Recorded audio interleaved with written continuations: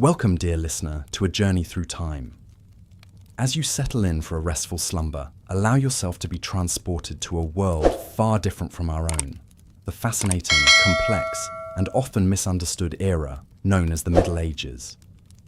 Before we embark on this adventure, I invite you to pause for a moment and share in the comments where in the world you are listening from and what time of day it is for you.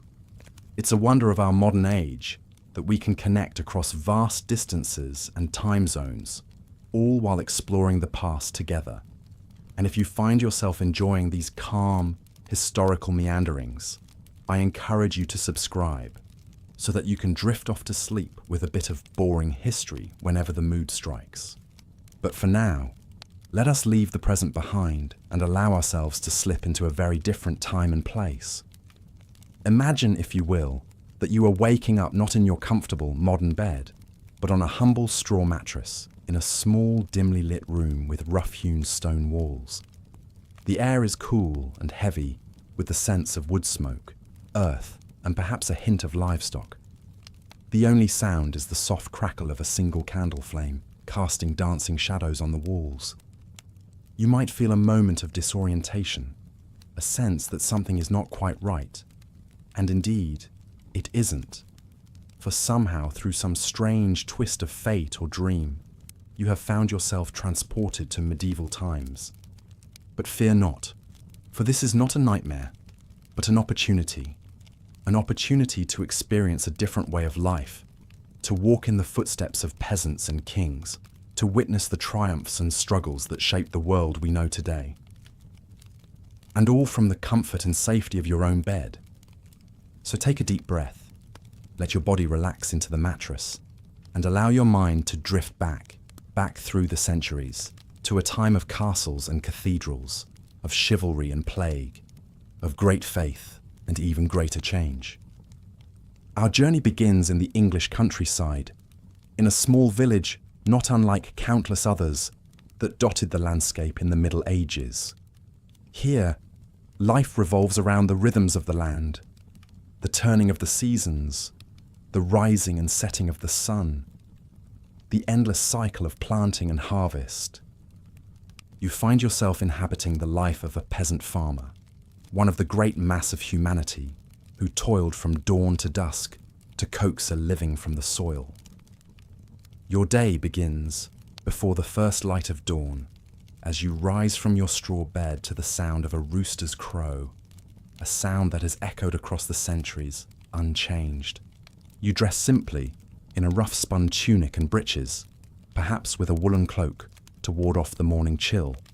Your first task is to tend to the animals, feeding the chickens that peck around your feet, milking the goat that provides precious sustenance for your family, and perhaps harnessing the great ox that will help you plough the fields. As you go about your morning chores, take a moment to breathe in the sense of this simple, rustic life. The earthy musk of the animals, the sweet sharpness of the hay, the cool dampness of the earth beneath your feet. These are the smells of a life lived close to the land, a life of hard work and simple pleasures. With the animals tended, you return to your small, one-room cottage where your family is beginning to stir. Together, you break your fast on a simple meal of barley porridge and stale bread, washed down with a cup of weak ale. The flavours are plain, but hearty, fuel for the long day of work ahead.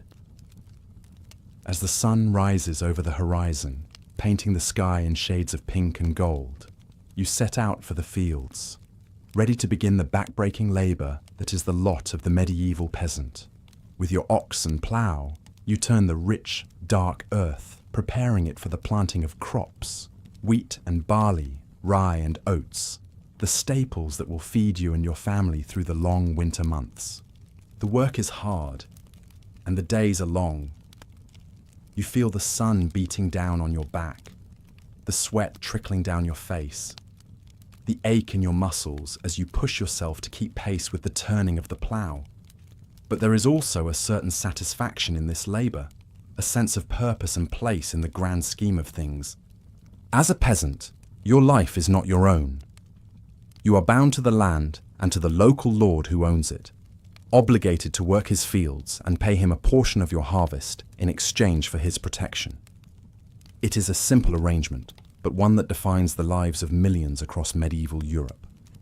But even in this humble existence, there is room for dreams and ambitions. As you work the fields, your mind might drift to the young boy running between the furrows, laughing as he chases after a butterfly or plays at sword fighting with a stick. Little do you know that this carefree child, born a peasant like yourself, is destined for greatness, for a rise to power that will shape the very course of history. His name is William, and his story is one of the great tales of the Middle Ages.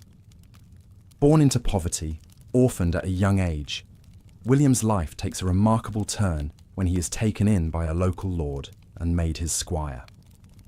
It is a rare opportunity for a peasant boy, a chance to escape the life of toil and servitude that is the fate of most. William seizes this chance with both hands. He learns quickly, absorbing the arts of horsemanship and swordsmanship, the intricacies of courtly etiquette and military strategy. He grows into a formidable young man, tall and strong, with a quick mind and a natural air of authority. His talents do not go unnoticed. William catches the eye of the powerful Duke of Normandy, who sees in him a kindred spirit, a man of ambition and cunning who could be a valuable ally. The Duke takes William under his wing, knights him, and grants him lands and titles of his own. It is a dizzying rise for a former peasant, but William is just getting started. He has his sights set on an even greater prize, the English throne itself. Through a combination of political maneuvering, strategic alliances, and outright ruthlessness, William positions himself as a claimant to the crown, and when the old English king dies without a clear heir, he seizes his chance. In 1066, William gathers a vast army and sets sail across the English Channel, ready to stake his claim with blood and iron. His invasion force lands on the southern coast of England, where they are met by the English army, led by the new King Harold Godwinson. The stage is set for one of the most famous battles in medieval history, the Battle of Hastings. On a field near the small coastal village, the two armies clash in a desperate struggle for the fate of a nation. The English are formidable foes, fierce warriors who fight with the strength of men defending their homeland. They form an impenetrable shield wall, their battle axes and spears bristling like the quills of some great hedgehog. For hours they hold firm against the onslaught of the Norman cavalry, repelling charge after charge. But William is a cunning commander, and he has a trick up his sleeve. He orders his cavalry to feign a retreat, drawing the English out from their defensive positions. And then, when the moment is right, he wheels his horsemen around and charges, smashing into the exposed English flanks. It is a devastating tactic, and it turns the tide of the battle. By day's end, the field is strewn with the bodies of the slain, and the English army is in full retreat. King Harold himself is dead, struck down by an arrow to the eye. William stands victorious, the crown of England now firmly within his grasp. On Christmas Day, 1066, he is crowned king in Westminster Abbey, ushering in a new era of Norman rule that will transform the country forever. The Norman Conquest, as it comes to be known, is a watershed moment in English history. It brings with it sweeping changes to the language, culture, and power structures of the nation. French becomes the language of the court and the nobility, while English is relegated to the speech of the common folk. The old Anglo-Saxon aristocracy is uprooted and replaced by William's loyal Norman barons, who are granted vast tracts of land to secure their allegiance. These barons waste no time in asserting their newfound power and prestige. Across the countryside, the landscape begins to change as the Normans embark on a massive program of castle building. Motte and Bailey, castles spring up like mushrooms after a rain. Great earthen mounds topped with wooden keeps, surrounded by deep ditches and sturdy palisades. These early castles are relatively simple affairs, built more for function than form. But over time, as Norman rule becomes more entrenched, they give way to ever larger and more elaborate fortifications. Stone replaces wood, and the classic medieval castle takes shape. A towering keep surrounded by thick curtain walls, with soaring towers and crenellated battlements, all encircled by a wide, deep moat. For the Norman elite, these castles are more than just military strongholds. They are symbols of wealth and power, the physical embodiment of their dominance over the conquered English.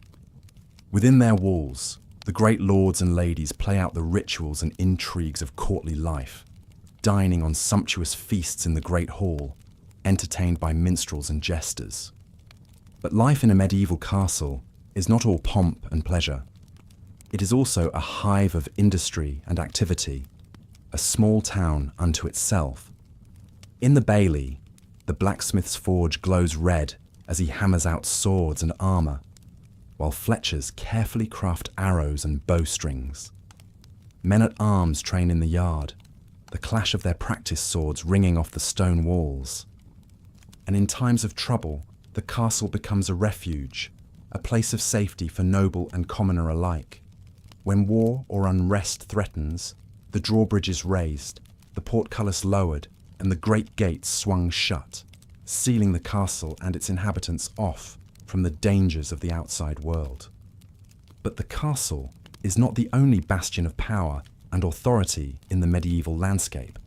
Equally impressive, and in some ways even more influential, are the great cathedrals and monasteries that dot the countryside, soaring monuments to the might and grandeur of the Catholic Church. In an age where faith is the cornerstone of daily life, the Church wields immense power and influence. It is the guardian of learning and knowledge, the arbiter of morality and justice, the gateway to salvation and eternal life. To be in the good graces of the Church is to be in the good graces of God Himself. The monasteries, in particular, serve as crucial centres of learning and culture. Within their cloistered walls, monks painstakingly copy and illuminate manuscripts, preserving the wisdom of the ancients and the teachings of the Church. They are also economic powerhouses, with vast land holdings worked by peasants and serfs, producing wool, grain, and other valuable commodities. For many, the Church provides the only path to education and social advancement. The sons of nobles and wealthy merchants might be sent to the monasteries to be trained as scholars and clerics, while the daughters are dispatched to convents to be educated in the womanly arts of needlework and household management. But the Church is not just a benevolent force. It is also a source of great fear and superstition, a stern and often unforgiving taskmaster. From the pulpit, preachers rail against the sins of greed, lust, and gluttony, warning of the eternal torments that await the unrepentant sinner in the fires of hell. For some, this message of salvation through suffering and self-denial is a call to a higher purpose. The Benedictine monks, for example, take vows of poverty, chastity, and obedience, withdrawing from the world into a life of prayer and contemplation. They rise before dawn to chant the divine office, spend their days in silent study and manual labour, and retire to their sparse cells at night for a few hours of sleep on a hard straw mattress. But not all men of the Church are so austere. The powerful abbots and bishops are often as involved in worldly affairs as any secular lord, engaging in politics and diplomacy, even leading armies into battle in defence of their lands and interests. The line between spiritual and temporal power is often blurred, and the struggle for supremacy between church and state is a constant undercurrent of medieval life. Nowhere is this struggle more evident than in the great drama of the Crusades. In 1195, Pope Urban II issues a call to arms, urging the knights of Europe to take up the cross and embark on a holy mission to free Jerusalem and the Holy Land from Muslim rule. It is a clarion call, that will echo across the centuries, setting in motion a series of wars that will shape the course of history. For the crusading knights, it is a chance for glory and salvation, an opportunity to prove their valor and piety on the field of battle. They sew the cross onto their surcoats and shields and set out for the east, leaving behind their homes and families for the promise of eternal reward. But the reality of the Crusades is far from the noble ideal. The journey to the Holy Land is long and perilous, through hostile lands and treacherous seas. Many never make it, falling victim to disease, starvation, or the swords of the enemy. And when they finally reach Jerusalem, they find a city already steeped in blood and sorrow. The Crusaders capture the Holy City in 1099, after a brutal siege that leaves the streets running red with the blood of the slain. They establish a series of Christian kingdoms in the Levant. But holding this distant territory is a constant struggle against a determined Muslim foe. More crusades follow over the next 2 centuries, each seeking to shore up the fragile gains of the last. For the people of the Holy Land, caught between the warring factions, the Crusades are a time of great suffering and upheaval. Villages are burned, crops destroyed, innocent lives lost in the crossfire of holy war. The seeds of enmity between Christians and Muslims, sown in the heat of battle, will take root and grow, bearing bitter fruit for generations to come. But the Crusades also have unintended consequences. They expose Europeans to the riches and sophistication of the East, to new ideas and ways of thinking that will help to fuel the great intellectual and artistic awakening of the Renaissance. Crusaders return home with spices, silks, and other exotic goods, stoking the fires of trade and commerce. The world, once so vast and mysterious, begins to shrink, the horizons of the possible expanding with each passing year. But for the common folk of Europe, life remains a daily struggle, a constant battle against hunger, disease, and the vagaries of fate.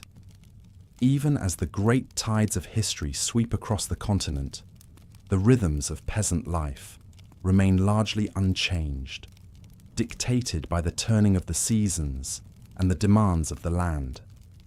Until, that is, the coming of the Black Death.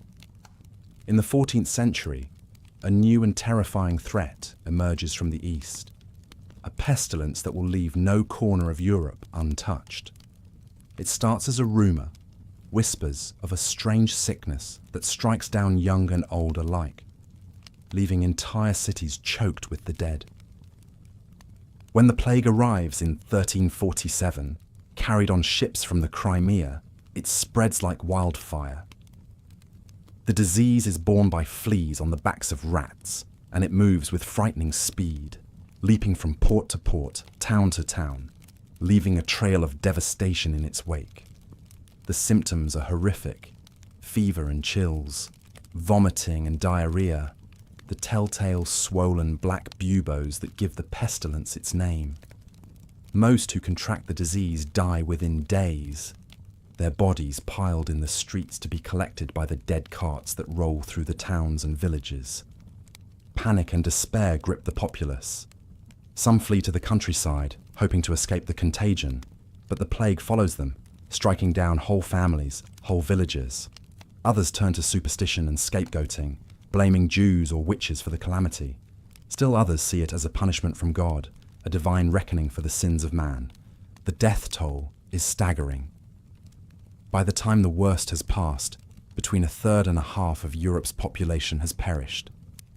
Fields lie fallow for want of workers to tend them. Entire towns are abandoned to the rats and the weeds. The social and economic impact is profound and far-reaching. In the aftermath of the plague, labour is suddenly scarce. Peasants, once bound to the land, find themselves in a position to demand better wages and more rights from their lords. The old feudal order begins to crumble, as serfs and freemen alike seek a better life in the towns and cities. But the spectre of the plague is not so easily banished. It will return in waves for centuries to come, a grim reminder of the fragility of life in the face of an indifferent universe.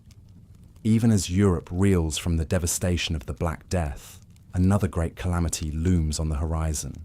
In the rolling fields of France and the muddy pastures of England, two great powers are locked in a struggle for supremacy that will consume a generation.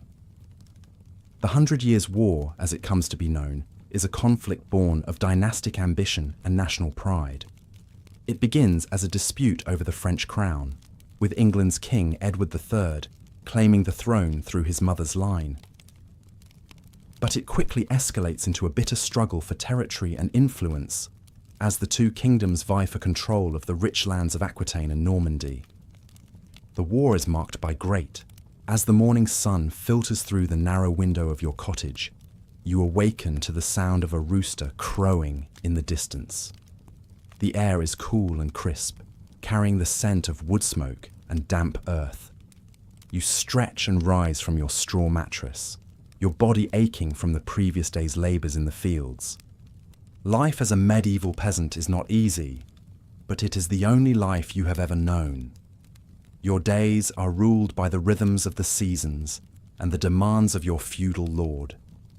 You are but one small piece in the great hierarchical puzzle of medieval society, bound by duty and tradition.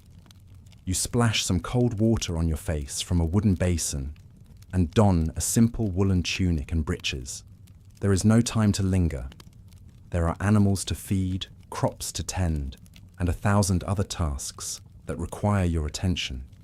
You break your fast with a humble meal of stale bread and weak ale, the staples of the peasant diet. As you step out into the muddy lane that runs through your village, you are greeted by the sights and sounds of daily life in the Middle Ages. The blacksmith's hammer rings out as he toils over his anvil, shaping iron into tools and horseshoes. The baker pulls loaves of bread from his clay oven, their aroma wafting through the crisp morning air. Children dart between the timber-framed houses, laughing and playing with crude wooden toys. At the centre of the village stands the small stone church, its bell tolling to mark the hours of prayer.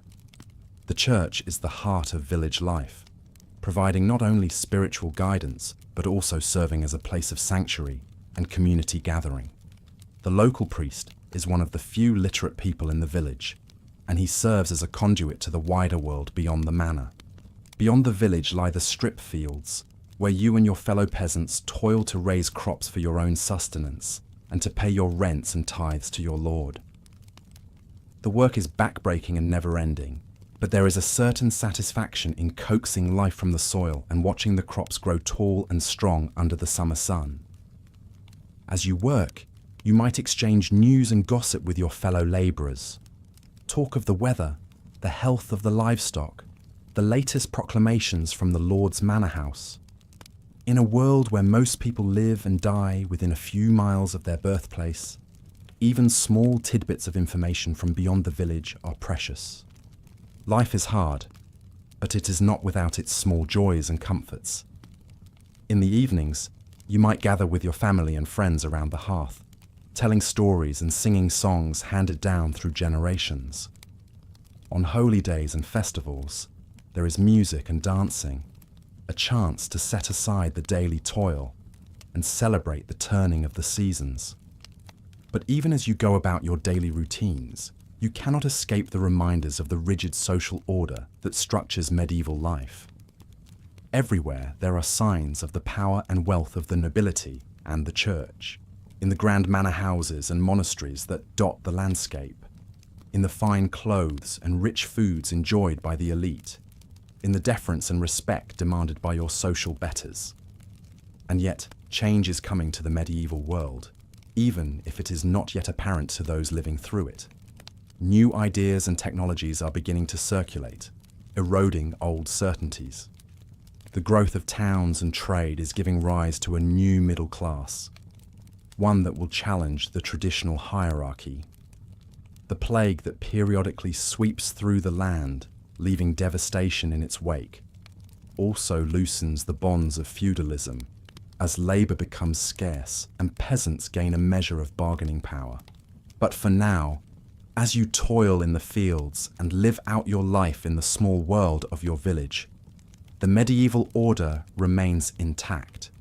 Your place in it is fixed, your duties and obligations clear.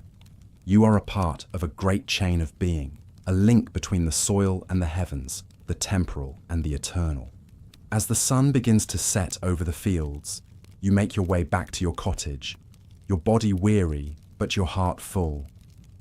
You have lived another day in the medieval world, a world of hardship and struggle, but also of community and tradition. As you drift off to sleep on your straw mattress, you dream of a world beyond the confines of your village, a world of castles and cathedrals, of knights and ladies, of adventure and glory. But for now, that world remains tantalizingly out of reach, a shimmering vision in the twilight of your mind. The next day brings more of the same, the endless cycle of sowing and reaping, of tending to animals and mending fences. But even in the midst of this daily grind, there are moments of beauty and grace. The sound of the church bell ringing out across the fields, calling the faithful to prayer. The sight of a hawk wheeling high overhead, silhouetted against a cloudless blue sky. The laughter of children as they play in the village square, their voices echoing off the timber-framed houses. And always, there are the stories. Tales of great heroes and saints, of miracles and marvels, passed down from generation to generation. In a world where most people cannot read or write, these stories are the lifeblood of culture, the threads that bind the community together. You might hear tales of the great King Arthur and his Knights of the Round Table defending the realm against the forces of evil, or of the saintly King Edward the Confessor, who could cure scrofula with his touch, of the brave knights who ventured to the Holy Land on crusade, seeking to reclaim Jerusalem for Christendom. These stories offer a glimpse of a wider world beyond the confines of the village, a world of high adventure and noble deeds. They inspire and uplift, reminding you that even the lowliest peasant can aspire to greatness through faith and valor. But the stories also serve another purpose, to reinforce the social order and the values that underpin it. The tales of chivalrous knights and virtuous ladies, of wise kings and holy saints, all serve to buttress the hierarchy of medieval society, to make it seem natural and ordained by God. And so you listen to these stories, absorbing their lessons and their morals, even as you go about your daily tasks. They become part of the fabric of your life, shaping your understanding of the world and your place within it. As the days turn into weeks and the weeks into months, the rhythms of medieval life continue their eternal cycle. The seasons change, from the soft greens of spring to the rich golds of autumn. Babies are born and old folks die, the great wheel of life turning on. And through it all, the land endures, the fields and forests, the rivers and hills that have sustained generations of peasants like yourself. It is a hard life, a life of toil and struggle, but it is also a life deeply rooted in the soil, in the timeless patterns of nature. In moments of quiet reflection, you might ponder the mysteries of the world, the great questions that have puzzled humanity since the dawn of time. What is the purpose of life? What lies beyond the veil of death? How can one live a good and righteous life in a world so full of suffering and injustice? The Church offers answers to these questions, but they are not always satisfying. The priests speak of the need for faith and obedience, for acceptance of one's lot in life. They promise the rewards of heaven for those who follow the teachings of Christ, but the heaven they describe seems far removed from the daily realities of peasant life. And yet, there is something comforting in the rituals and rhythms of the Church. The solemn Mass, the flickering candles, the smell of incense. In a world that can often seem harsh and unpredictable, the Church provides a measure of stability and continuity, a link to a higher power and a greater purpose. And so you continue on day by day, season by season, living out your life in the shadow of the great medieval order. You marry and have children of your own, passing on the skills and knowledge of your ancestors. You weather the storms of life, the failed harvests, and the outbreaks of disease, the petty cruelties of your feudal overlords. Through it all, you hold fast to the values that have sustained your people for generations, the values of hard work and perseverance, of loyalty and community, of faith and fortitude. These are the values that have enabled peasants like yourself to endure through centuries of hardship, to carve out a life from the stubborn soil of medieval Europe.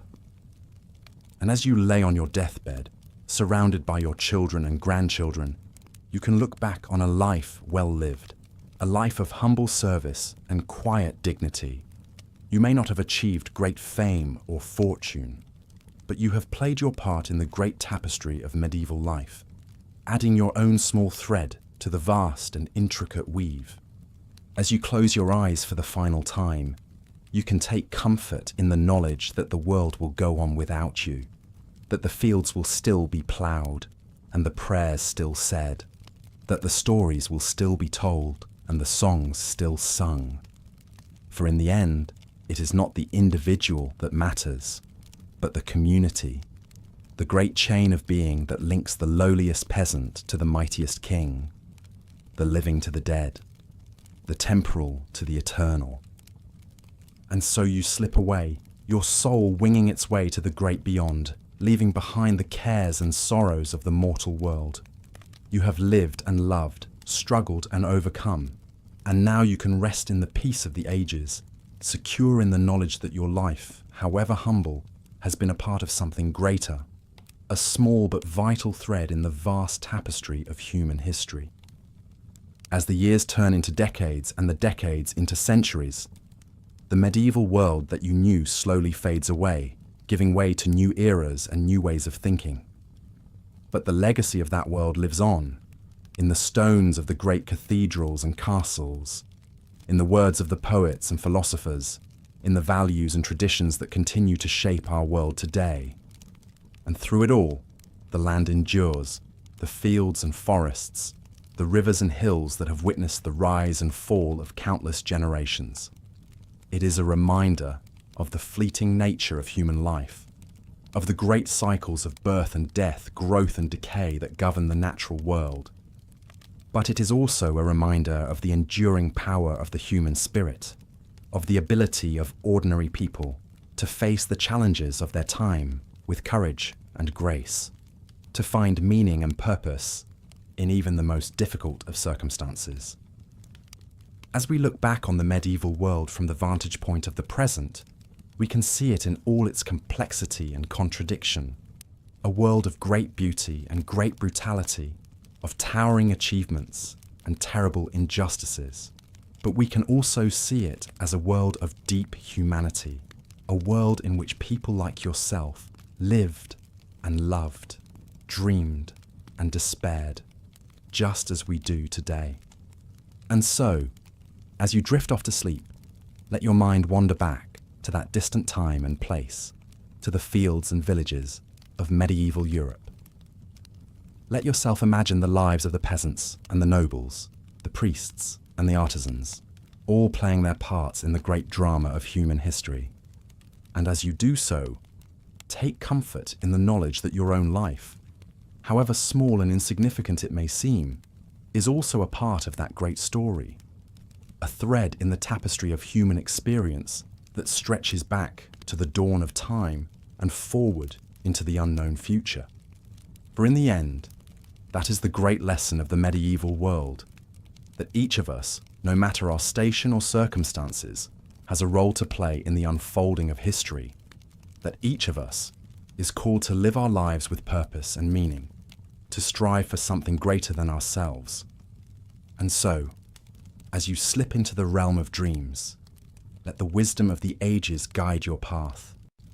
Let the echoes of the past whisper in your ear, and know that, even in the darkest of times, there is always hope, always the possibility of a brighter tomorrow. Good night, dear listener, and may your dreams be filled with the wonders of the medieval world, with the courage and resilience of the human spirit that has endured through the centuries. May you wake refreshed and renewed, ready to face the challenges of your own time, with the same grace and fortitude as those who came before you. And may you always remember that, no matter how small and insignificant you may feel, you are a part of something greater, a link in the great chain of being that connects us all, across the ages and across the world. Sleep well, and may the blessings of the medieval world be with you always. The story of the rise of King William is a testament to the fluid nature of social mobility in the medieval era, even amidst the rigid hierarchy of the feudal system. Born a peasant, William's life took a dramatic turn when he came under the tutelage of a local lord who recognized his potential and brought him into his household as a squire. Under the lord's guidance, William learned the arts of war and statecraft, honing his skills in horsemanship, swordsmanship, and leadership. His natural abilities and quick wit caught the eye of the powerful Duke of Normandy, who eventually took William into his own service and knighted him. William's rise through the ranks of the Norman aristocracy was meteoric. He quickly became one of the Duke's most trusted advisors, displaying a keen political acumen and a ruthless determination to succeed.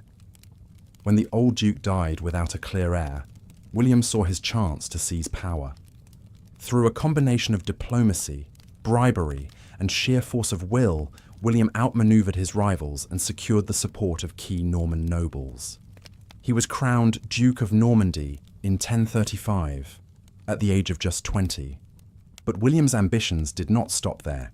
He had long believed that he had a claim to the English throne through his distant relation to the childless King Edward the Confessor. When Edward died in 1066, William saw his opportunity to make that claim a reality. Gathering a massive army and fleet, William launched a daring invasion of England, landing on the south coast and marching towards London. His path was blocked by the English king Harold Godwinson, who had himself only recently taken the throne. The two armies met at the Battle of Hastings, a pivotal moment in English history. The battle was long and bloody, with the English fighting bravely but ultimately falling to the superior Norman cavalry and archers. King Harold was killed, reputedly by an arrow through the eye, and the English resistance crumbled. William's victory at Hastings marked the beginning of a new era in English history. He was crowned King of England in Westminster Abbey on Christmas Day, 1066, taking the name William the Conqueror. As king, William set about consolidating his power and reshaping English society in the Norman mould. He distributed lands and titles to his loyal Norman followers, displacing the old Anglo-Saxon aristocracy. He commissioned a great survey of the kingdom, known as the Domesday Book, to assess its wealth and resources. And he began a massive program of castle building to secure his rule and subdue any potential resistance. But William's reign was not without its challenges. He faced repeated uprisings from disaffected English nobles, as well as incursions from the Scots and the Welsh. He struggled to balance the competing demands of his Norman and English subjects, and to integrate the two cultures into a cohesive whole. Through it all, however, William remained a formidable and effective ruler, known for his military prowess, his political cunning, and his fierce determination. He left a lasting legacy on English history, transforming the country's language, laws, and institutions, and setting the stage for centuries of Norman rule. The story of William the Conqueror is a reminder of the complex interplay of individual agency and historical forces that shaped the medieval world. It is a tale of ambition and conquest, of the rise of a lowly peasant to the heights of power and influence. But it is also a tale of the great tides of history, of the clash of cultures and the forging of new identities, of the enduring impact that one life can have on the course of human events. And so, as you drift off to sleep, Let your mind linger on the image of William, the peasant turned king, riding at the head of his Norman host, his banner flying high above the fields of England. Let his story be a reminder of the potential for greatness that lies within each of us, no matter our humble beginnings, and of the power of the human will to shape the world around us. Good night, and may the spirit of William the Conqueror guide your dreams and inspire you to seize your own destiny with the same courage and determination that he showed on the battlefields of medieval Europe. May you wake with a renewed sense of purpose and possibility, ready to make your own mark on the great tapestry of human history. Sleep well, and may the blessings of the medieval world be with you always. The Renaissance is dawning as you lay your weary head down to sleep. The medieval world is beginning to stir with new ideas, new possibilities. But for most, daily life remains a familiar routine of toil and simple pleasures. You're a craftsman in a bustling town, rising with the sun to begin your work. The streets are already alive with activity as you make your way to your workshop. Bakers pull steaming loaves from their ovens, the aroma of fresh bread mingling with the stench of the open sewers. Hawkers cry their wares: fresh fish, ripe cheeses, newly dyed cloth in vibrant hues. In your workshop you set to your task, skillfully carving wood or shaping metal. Perhaps you're a carpenter, crafting sturdy furniture and the beams for the new houses springing up as the town grows. Or maybe a blacksmith, your forge breathing heat as you hammer out tools, horseshoes, and the occasional sword or breastplate for the local lord's men-at-arms. Your craft is your livelihood and your pride. You learned it from your father, as he did from his, skills passed down through generations. Your pieces are sought after in the town market and beyond. Merchants carry them to far-off cities and even abroad. A fine table you made graces the hall of the local manor. As you work, the town life swirls around you. The ringing of church bells marks the hours of prayer. A procession of monks passes by, chanting in Latin. In the town square, a jester entertains a crowd with bawdy jokes and sleight of hand, his motley costume a splash of colour against the half-timbered houses.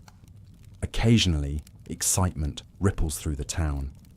A travelling merchant arrives, his wagons laden with exotic spices, gleaming silks, strange mechanical devices.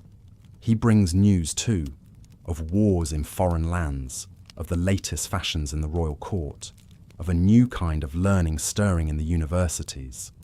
Some of these new ideas trickle down to your workshop. A learned client requests a classical motif carved into his bookcase. A painter friend experiments with the rules of perspective, creating astonishingly lifelike scenes. A well-travelled merchant describes the water-driven machines he saw in the Arab lands, sparking your imagination. But for the most part, your concerns are more immediate. Will you finish the big order in time for the fair? Will your son prove as adept at the craft as you hope? Will the coin you earn be enough to put meat on the table and wood in the fire? The rhythms of your days are guided by the demands of your trade and the needs of your family. In the evenings, you gather in the town tavern, trading stories and news with your fellow craftsmen over a mug of ale. The concerns of kings and popes seem far away, though you dutifully pray for their souls and pay your tithes. Your world is here, in the town you've known all your life, in the work of your hands and the faces of your loved ones. As night falls, you make your way home, the streets quieting as shutters are drawn and candles snuffed. In your small but tidy house, you share a simple meal with your family, a pottage of vegetables and barley, a hunk of bread, perhaps a bit of cheese or sausage. You give thanks for the day's blessings, for the skill of your hands and the love of your kin. Later, in the darkness of your bedchamber, you reflect on the day and the days to come. Your life is not an easy one. There are always challenges, always uncertainties. But it is a life of purpose and of pride, shaped by the traditions of your craft and the bonds of your community. As you drift off to sleep, the soft breathing of your loved ones around you, you dream of the work you'll do tomorrow and the days after that, of the things you'll make, the stories you'll tell, the life you'll build, one day at a time, in this world that is changing, slowly but surely, around you. The Renaissance is coming, with all its tumult and its glory. But for now, in this moment, there is peace. The peace of a job well done, a family well loved, a place in the world, however humble, that is yours. It's a peace hard-earned by generations before you, a peace you'll pass on to those who come after. So rest now, craftsmen of the Middle Ages. Rest and dream of a world that is ending and a world that is yet to be. The dawn will come, as it always does, and with it, another day to make your mark, however small, on the pages of history. Sleep, as your ancestors slept, and your descendants will sleep, under the same stars, dreaming the same dreams. The eternal human dream of a life lived with meaning, with skill, with love. The dream that carries us through the ages, from the distant past to the unknown future. The dream that connects us all, in the end, no matter the time or the place. The dream of home, of purpose, of peace. Good night, dear craftsmen. Good night and sweet dreams, as the medieval world slips softly into the Renaissance, and the cycle of history turns on, inexorably, through the long, quiet night. And so we leave you, drifting gently into the waiting arms of sleep, as the soft sounds of the medieval town fade into the distance. The murmur of the crowd, the clang of the blacksmith's hammer, the call of the crier, all melt away into the hush of night. In their place, the timeless lullaby of history whispers through the darkness. The soft footfalls of the generations who came before, the gentle breathing of those yet to come, all joined in the endless dance of time, rising and falling like the tides, like the phases of the moon. And through it all, the human spirit endures, constant as the northern star, the spirit of creativity, of community, of hope, the spirit that built the cathedrals and the castles, that illuminated the manuscripts and the stained glass, the spirit that dreamt of a better world, even in the darkest of times. That spirit lives on in you, dear listener, as you slip into the realm of dreams. It connects you to the craftsman in his workshop, to the monk in his scriptorium, to the peasant in his field, to all those who came before and all those who will follow. So let that connection comfort you as you drift off into the peaceful oblivion of sleep. Let it remind you that you are part of something greater, something enduring, that your story, however small it may seem, is woven into the grand tapestry of human history. And let it give you strength to face the challenges of your own time, your own life, the strength to build, to create, to dream, to leave your own mark on the world, however humble, however fleeting. For that is the lesson of the medieval craftsman and of all those who came before and after him. That each life, each moment, has meaning. That each of us has a role to play, a contribution to make in the great unfolding story of humanity. So play your part, dear listener, with skill and with love. Build your own cathedrals, whether of stone or of spirit. Illuminate your own manuscripts with the light of your unique vision.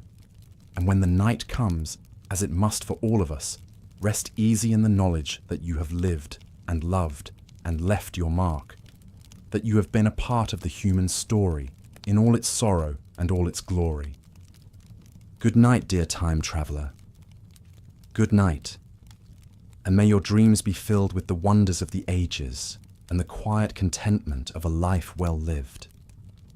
May you wake to a world made a little brighter by your presence, a little richer by your gifts. And may the echoes of the medieval craftsman's workshop and of all the workshops and all the workers of history resound softly in your sleeping ears. a gentle reminder of the endless cycle of creation and rest, of labor and peace that marks the turning of the great wheel of time. Sleep now and dream. Dream of ages past and ages yet to come. Dream of the infinite possibilities of the human spirit and of your own precious place in the vast, unfolding tapestry of history.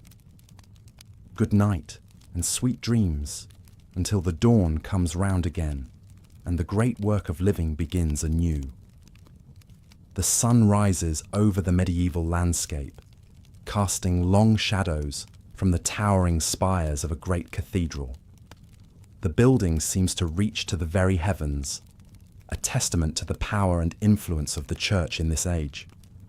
As you approach, you hear the faint chanting of monks drifting from within, their voices raised in an endless cycle of prayer. You step inside, and the bustle of the outside world fades away, replaced by an ethereal stillness. Light filters through intricate stained glass windows, painting the stone floor in a kaleidoscope of colors. The air is thick with the scent of incense and burning candles. This is more than just a place of worship. It is the beating heart of the community. The cathedral serves not only as a spiritual center, but also as a place of learning, charity, and even commerce. In the nave, the poor line up for alms, receiving bread and coin from the church's coffers. In the cloisters, young scholars pore over precious manuscripts, absorbing the wisdom of the ancients. But the church's influence extends far beyond these walls. In this age, the line between secular and sacred power is blurred. Bishops and abbots wield enormous influence, often serving as advisors to kings and lords. They hold vast tracts of land, overseeing farms and villages. Some even lead armies into battle, the cross emblazoned on their shields. The church is the guardian of knowledge and learning. In the scriptoria of monasteries across Europe, monks labor to copy and illuminate manuscripts, preserving the works of classical authors and church fathers. These are the seeds of the Renaissance, waiting to sprout.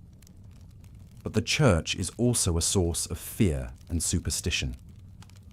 From the pulpit, preachers rail against sin and heresy, threatening eternal damnation for those who stray. The Inquisition hunts down anyone suspected of deviating from church doctrine. In an age of plague and war, the promise of salvation is a powerful tool. As you wander deeper into the cathedral, you come upon a small side chapel. Inside, a lone monk kneels in prayer, his robes dusty from the road. This is Francis of Assisi, a man who will come to embody a new ideal of Christian devotion. Born into a wealthy Italian family, Francis enjoyed a life of privilege and pleasure in his youth. But a series of encounters with beggars and lepers led to a spiritual awakening. He renounced his worldly goods and took a vow of poverty, dedicating himself to a life of simplicity and service. Francis preached a gospel of love and compassion, seeing the divine in all of creation. He tamed a wolf that was terrorizing a village, seeing it as a brother. He composed hymns to the sun and moon, praising them as God's handiwork. His example inspired thousands to follow him, forming a new religious order, the Franciscans. They wandered the countryside, preaching to the poor and tending to the sick. They embodied a new model of spirituality, one based on humility, charity, and a direct connection to God. Francis's legacy would endure long after his death. His simple piety and love of nature would influence figures as diverse as Dante and Gandhi. In a time of religious schism and corruption, he offered a path back to the original message of Christianity. As you watch Francis pray, lost in silent contemplation, you feel a sense of peace wash over you. In a world of constant struggle and upheaval, his message of compassion and humility feels like a beacon of hope. But the tranquility of the moment is shattered by a sudden commotion outside. Shouts and the clatter of hooves fill the air. You rush to the cathedral door to see a breathless messenger stumble in, his face ashen. "The king is dead!" he cries. "Long live the king!" The old monarch has passed, and a new one must take his place. In the coming days, lords and bishops will gather to pay homage and swear fealty. But in the shadows, others plot and scheme, seeing opportunity in the transition of power. The great wheel of medieval life turns on birth and death, war and peace, following the eternal rhythms of the seasons. As you step back out into the sunlight, you feel the weight of centuries pressing down upon you, the countless lives that have come before, each leaving their mark on the tapestry of history. The road stretches out before you, winding through fields and forests, towards castles and keeps, villages and towns. There are more stories waiting to be told, more faces to meet, merchants and minstrels, knights and knaves, all playing their part in the grand drama of the Middle Ages. But for now, you feel the pull of sleep, the dream of the past fading into the soft warmth of your bed, the sounds of the medieval world, the tolling of church bells, the clang of the blacksmith's hammer, the laughter of children at play, all merge and melt into a soothing ambient hum. As you drift off, the faces of history swirl through your mind. William the Conqueror on his warhorse, Francis of Assisi surrounded by birds, Joan of Arc in her shining armour. They are all part of the rich tapestry of the human story, the never-ending quest for meaning and connection in an uncertain world. And while their world may be long gone, lost to the mists of time, their stories endure, whispering to us across the centuries. In our dreams, we walk beside them, sharing in their triumphs and their struggles, their joys and their sorrows. So let us dream together, you and I, wandering the winding paths of the medieval world. Let us listen to the voices of the past and find in them echoes of our own hopes and fears. And let us wake in the morning with a new appreciation for the long and winding road that has led us to where we are today. Good night, dear dreamer. May your slumber be filled with visions of castles and cathedrals, of brave knights and wise kings. May you find, in the stories of the past, a compass for navigating the present. And may you always remember that you too are part of the great story of humanity, a story that is still being written, page by page, day by day. The medieval world fades away now, like a tapestry gently folded and put away. But it will be waiting for you whenever you wish to return in the realm of dreams and imagination. So sleep now, and dream of days gone by, of a world that was both simpler and more complex, more brutal and more beautiful. Sleep, and let the lullaby of history carry you to a place of rest and peace. Good night.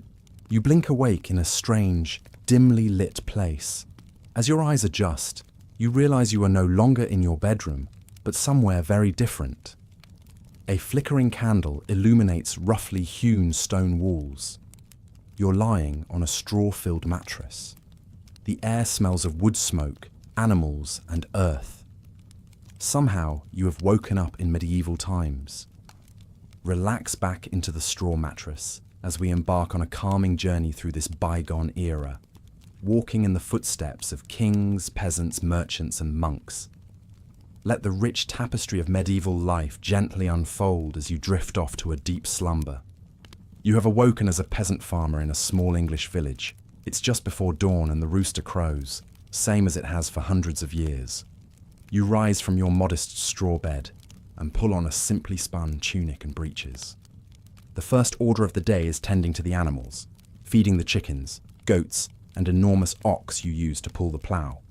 The smells of hay, manure, and earth fill the air. You then join your family for a simple breakfast of barley porridge and stale bread in your small one-room cottage.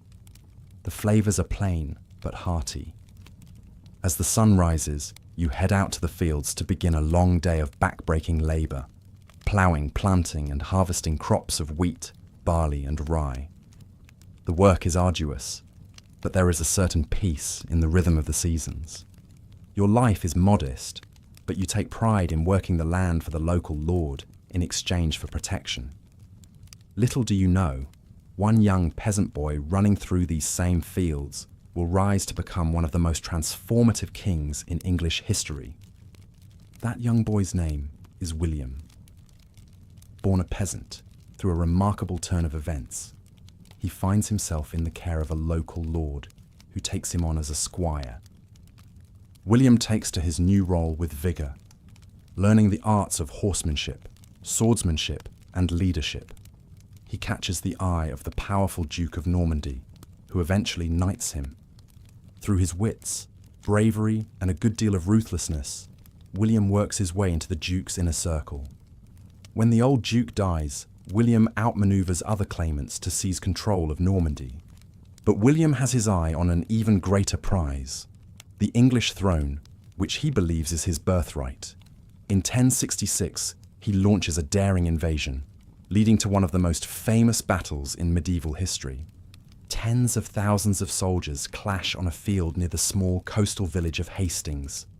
The Anglo-Saxons, wielding battle axes and forming an impenetrable shield wall, face off against the mounted Norman knights in a bloody day-long battle. William uses a fake retreat to draw the Anglo-Saxons out, then his cavalry charges, cutting them down. By day's end, the Anglo-Saxon king is dead, his army destroyed. William is crowned King of England on Christmas Day 1066 in Westminster Abbey, ushering in a new era. The Norman conquest will transform England, reshaping its language, customs, and aristocracy. French becomes the language of the court. William distributes lands to his loyal Norman barons, uprooting the Anglo-Saxon power structures. These barons build grand castles across the countryside, asserting Norman power. After William's conquest, castle building explodes across England as the new Norman elite solidify their rule. Motter and Bailey castles spring up, earthen mounds topped with wooden keeps, surrounded by ditches and palisades. Over centuries, these wooden structures give way to ever larger, more elaborate stone fortresses, the classic medieval castles of storybooks, with soaring towers, crenellated battlements, moats and drawbridges. Inside their thick stone walls, the great lords and ladies play out the dramas and intrigues of courtly life. Alliances are forged and broken over sumptuous feasts in the great hall. Minstrels and jesters entertain, while the lords plot wars and jockey for royal favour. Down in the Bailey, a blacksmith hammers out swords and armour. Fletchers make arrows, and men-at-arms train for battle, the sounds of clashing steel echoing off the walls. Castles are symbols of wealth and power, but also refuge for nobles and commoners alike in times of trouble. The castle isn't the only dominant structure on the medieval landscape. Soaring cathedrals and monasteries also rise across Europe, asserting the power and influence of the Catholic Church. Monasteries serve as centres of learning, where monks painstakingly copy and illuminate manuscripts, preserving classical knowledge. They are also economic powerhouses, with vast land holdings worked by peasants. For many, the Church provides education, charity, and the promise of eternal salvation, but it also instills the fear of sin and damnation. Preachers rail against greed, lust, and gluttony. Some, like the Benedictine monks, withdraw from the world into a life of prayer, chastity, and poverty. Others, like the powerful abbots and bishops, engage in worldly politics and even lead armies into battle. The line between secular and sacred power is blurry.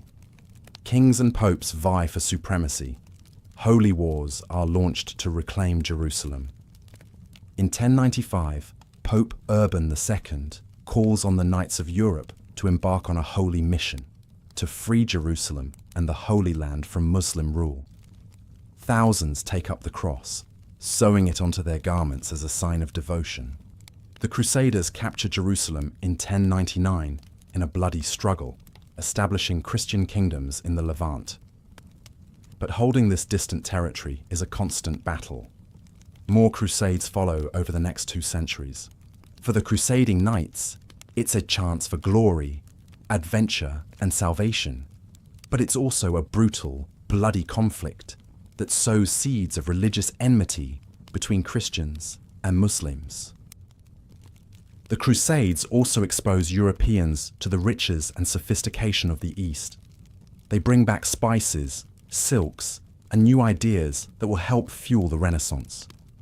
But for now, life remains a daily struggle for most, even as great change looms on the horizon. Among the crusading knights who journeyed to the Holy Land was a young French noble named Louis. Born into a family of minor nobility, Louis was always a deeply pious child. As a youth, he spent hours in prayer and devotion, much to his father's dismay, who wanted him to focus on the arts of warfare and statesmanship. But when Pope Urban's call for the First Crusade reached their castle, Louis knew his destiny had arrived. Against his father's wishes, he took the cross and set out for Jerusalem, leaving behind his young wife and infant son. The journey was long and perilous. Louis saw many of his fellow knights succumb to disease, starvation, and the swords of the Seljuk Turks. But his faith never wavered. He believed utterly in the righteousness of their cause. When the Crusaders finally reached Jerusalem and breached its walls, Louis was among the first to enter the city. The slaughter that followed was terrible, with the Crusaders killing thousands of Muslim and Jewish inhabitants.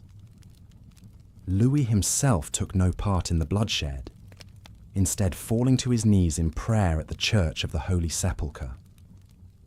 With Jerusalem secured, Louis resolved to stay and defend the newly established Kingdom of Jerusalem. He sent word to his wife to join him, which she did, making the long journey with their young son and a retinue of servants. For several years, Louis and his family lived in Jerusalem, with Louis serving as a knight in the service of King Baldwin I. He fought in several battles against the surrounding Muslim states, always distinguishing himself with his bravery and skill at arms. But the life of a crusader was a hard one, filled with constant warfare and the ever-present spectre of death. Louis saw many of his comrades fall in battle or succumb to the harsh conditions. His own wife fell ill and died, leaving him to care for their son alone. As the years wore on, Louis began to question the very nature of the Crusades. He had come to the Holy Land to defend Christianity, but the constant violence and bloodshed seemed antithetical to the teachings of Christ. He saw the way the Crusaders treated the local Muslim and Jewish populations, and it troubled his conscience. In 1120, after nearly 2 decades in the Holy Land, Louis made the difficult decision to return to France. He left his son, now a young man, to continue serving in the Crusader states and began the long journey home. The France that Louis returned to was much changed from the one he had left. In his absence, his father and elder brothers had died, leaving Louis as the unexpected heir to the family lands. He found his domain impoverished and in disarray, with rival nobles encroaching on his territory. But Louis had learned much during his time in the East. He applied the skills of leadership and diplomacy he had honed as a Crusader knight to governing his lands. Slowly but surely, he began to restore order and prosperity. He also brought back with him a newfound appreciation for learning and culture. In the Holy Land, he had encountered the rich traditions of Muslim and Byzantine scholarship, and he was determined to bring some of that knowledge back to France. He invited scholars and artisans to his court, establishing a library and a school.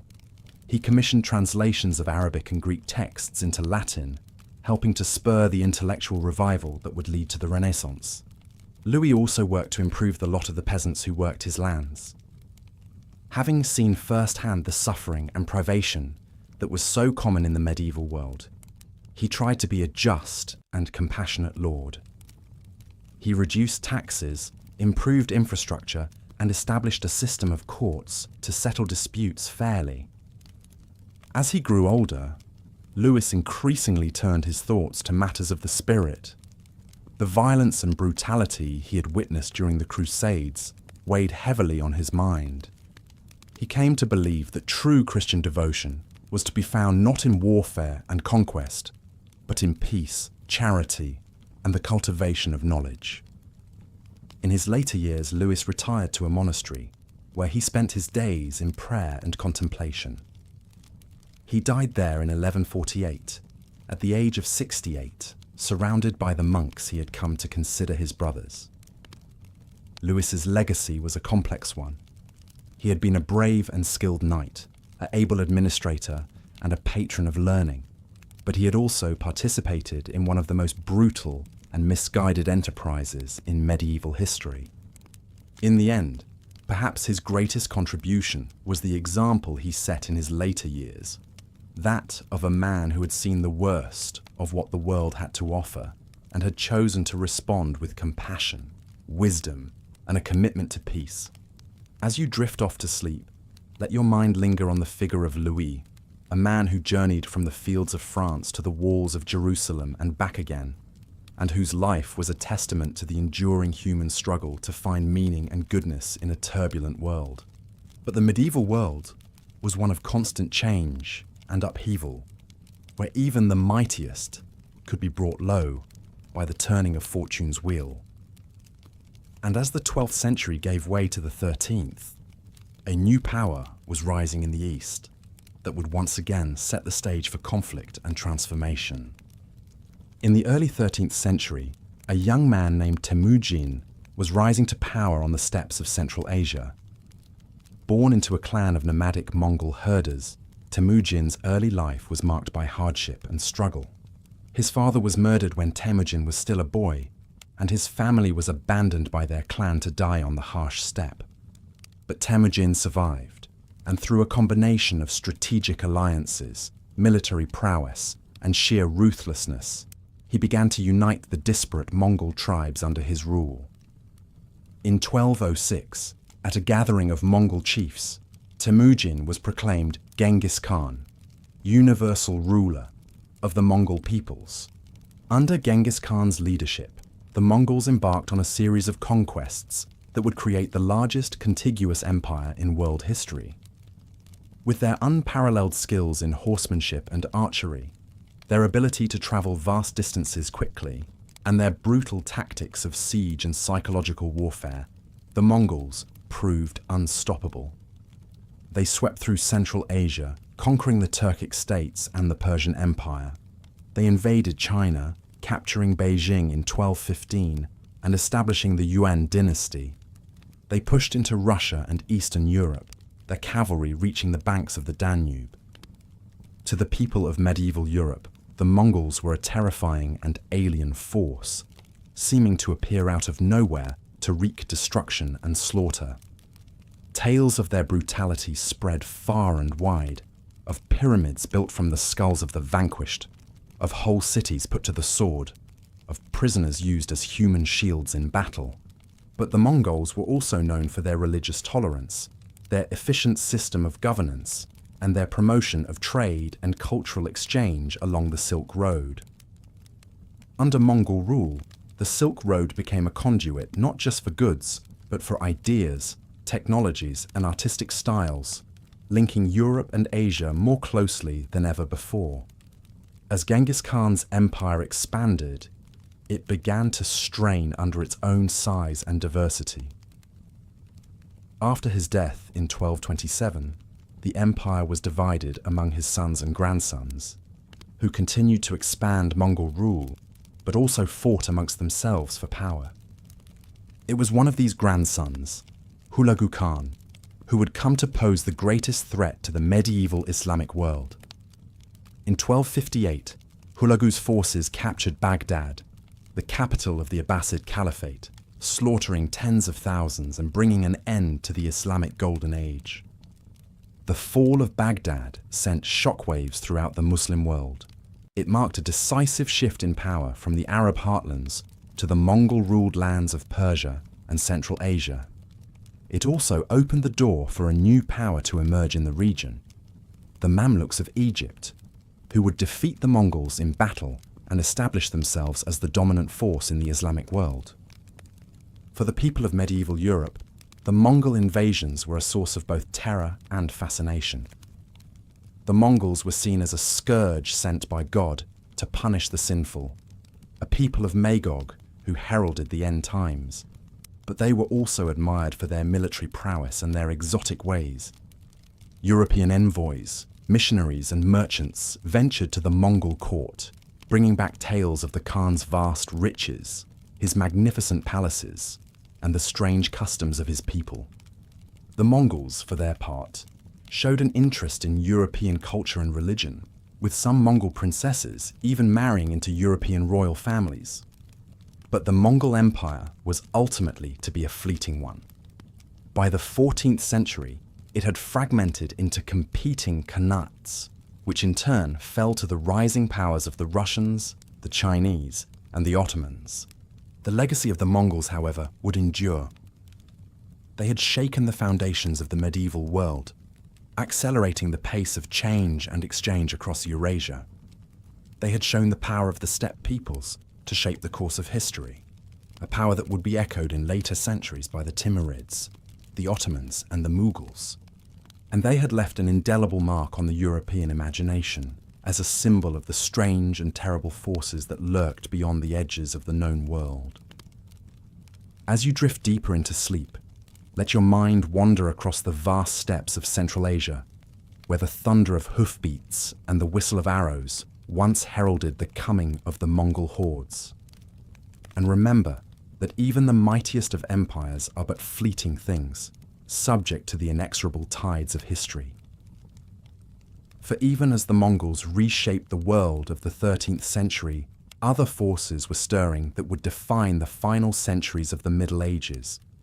Forces of plague and rebirth, of faith and reason, of discovery and transformation. In the 14th century, a devastating pandemic sweeps across Europe, the Black Death.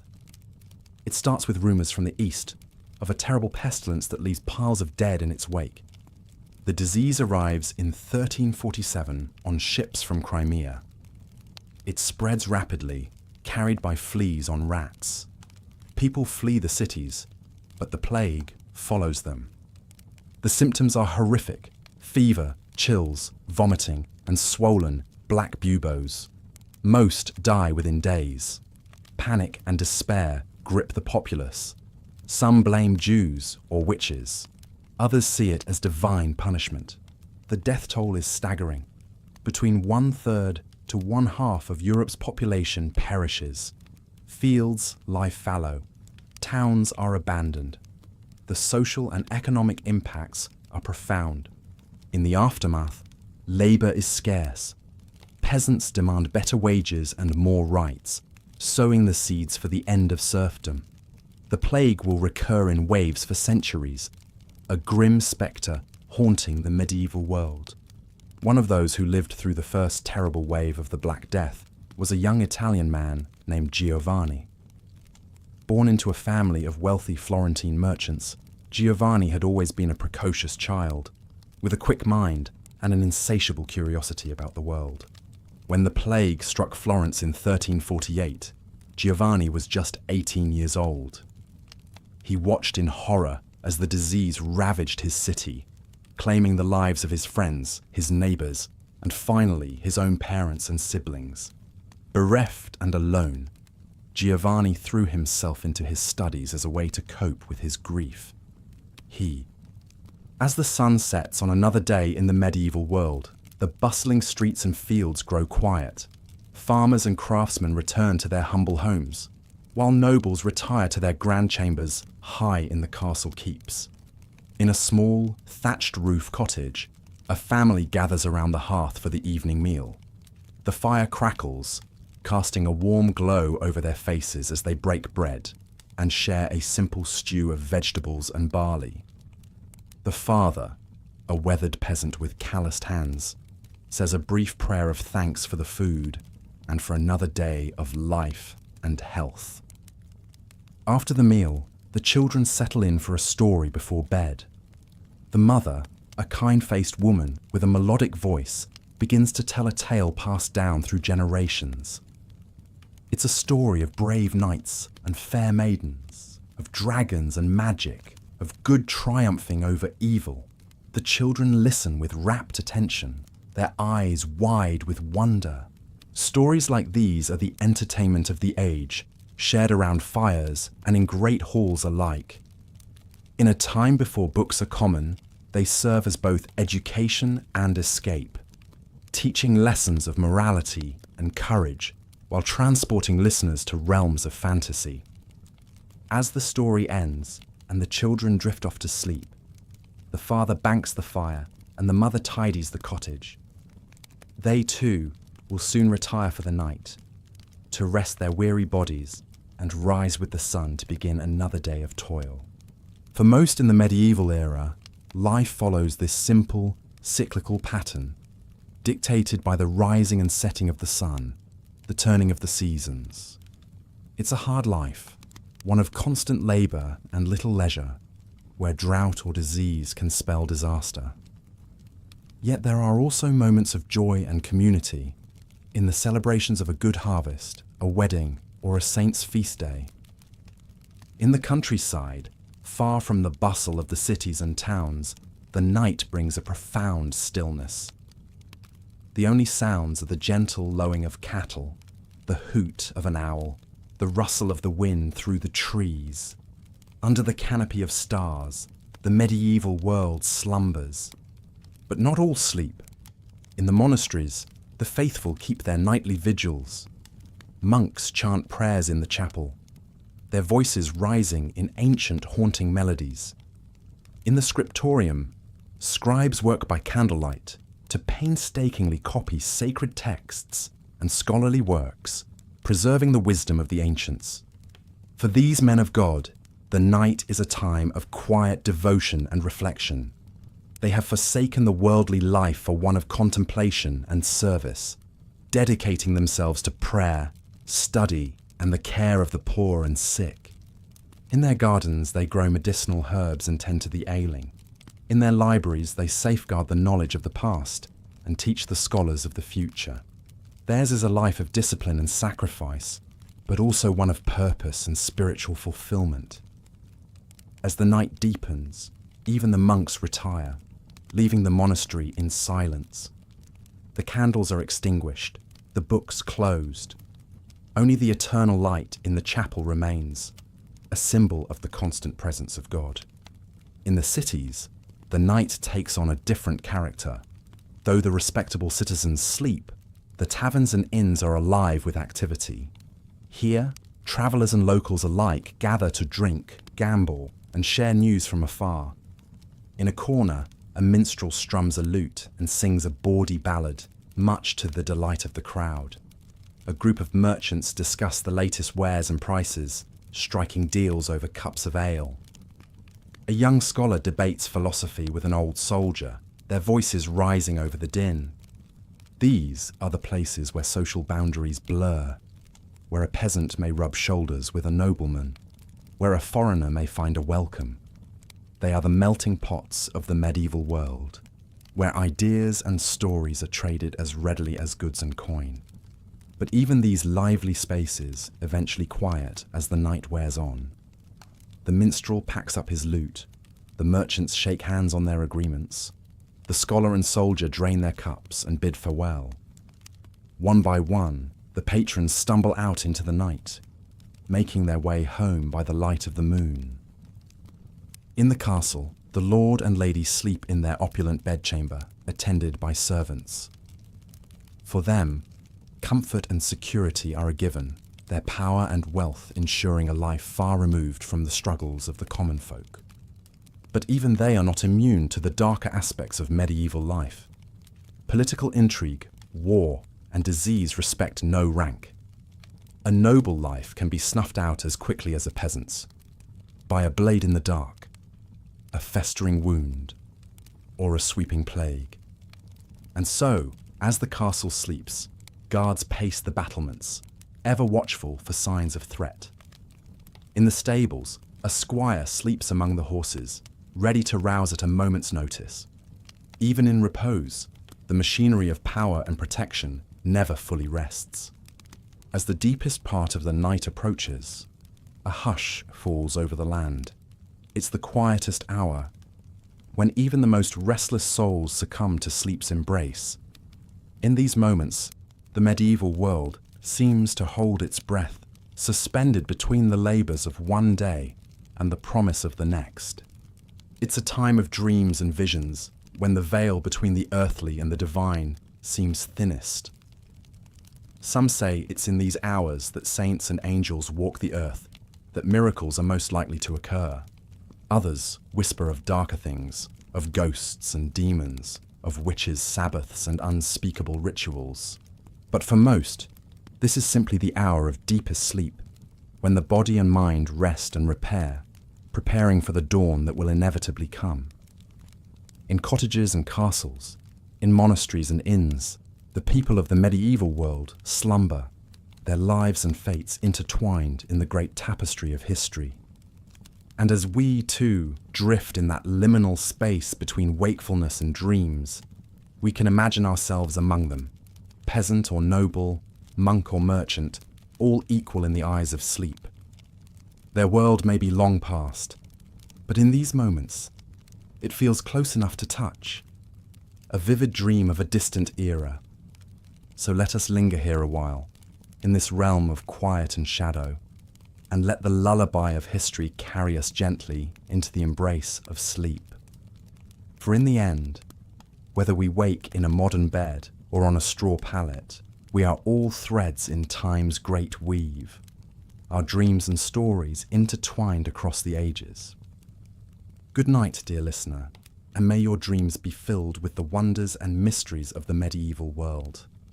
May you find rest and peace in the knowledge that you too are part of the great human story, a story that continues to unfold with each passing night and each breaking dawn. Sleep well and dream deep. As the night's final hours wane, the first stirrings of a new day begin. In the east, the sky lightens from inky black to deep blue, the stars fading one by one. The cock crows, a clarion call that echoes across the slumbering landscape. In the villages and towns, the people begin to wake, rubbing sleep from their eyes and stretching stiff limbs.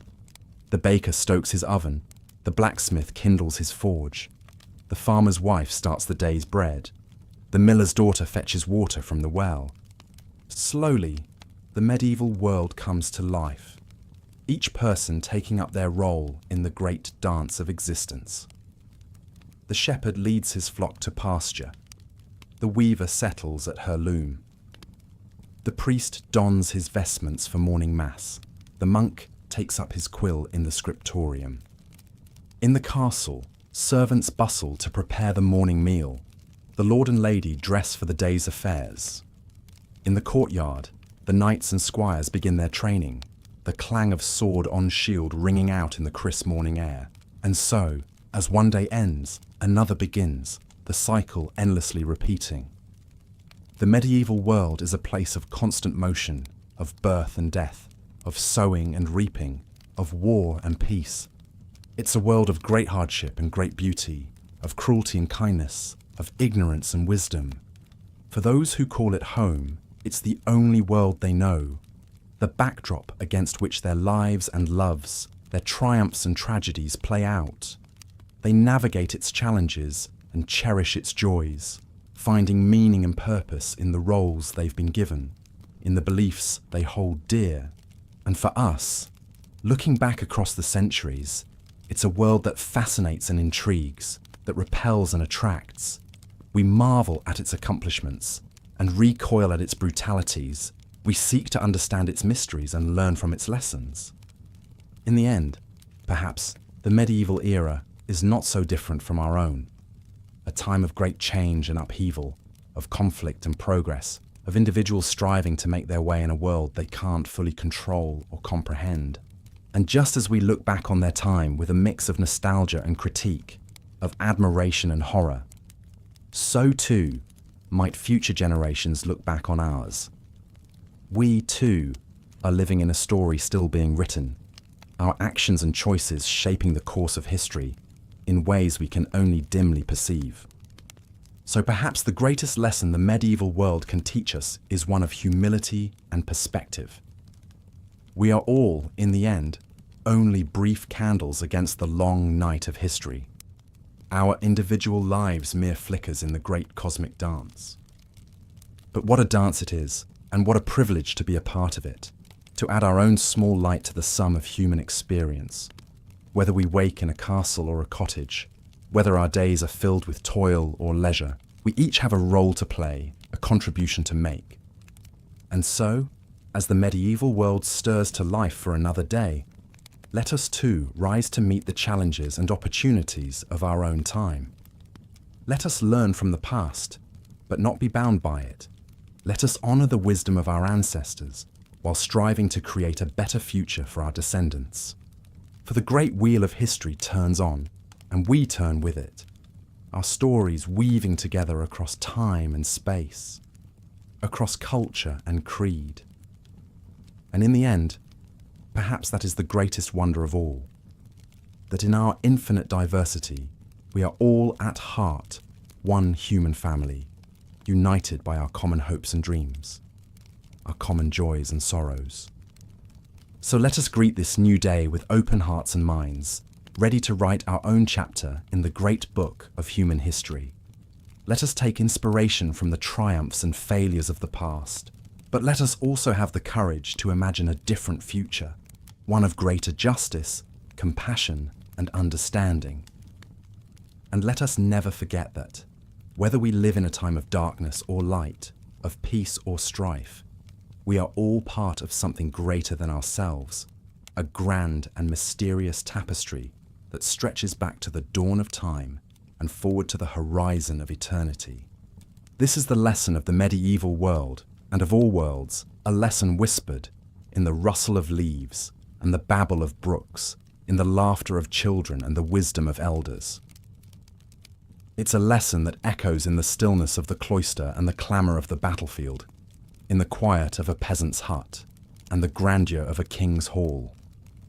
And it's a lesson that we too can carry with us, a reminder of our shared humanity, our shared destiny, our shared hope for a world where all may wake to the dawning of a brighter day.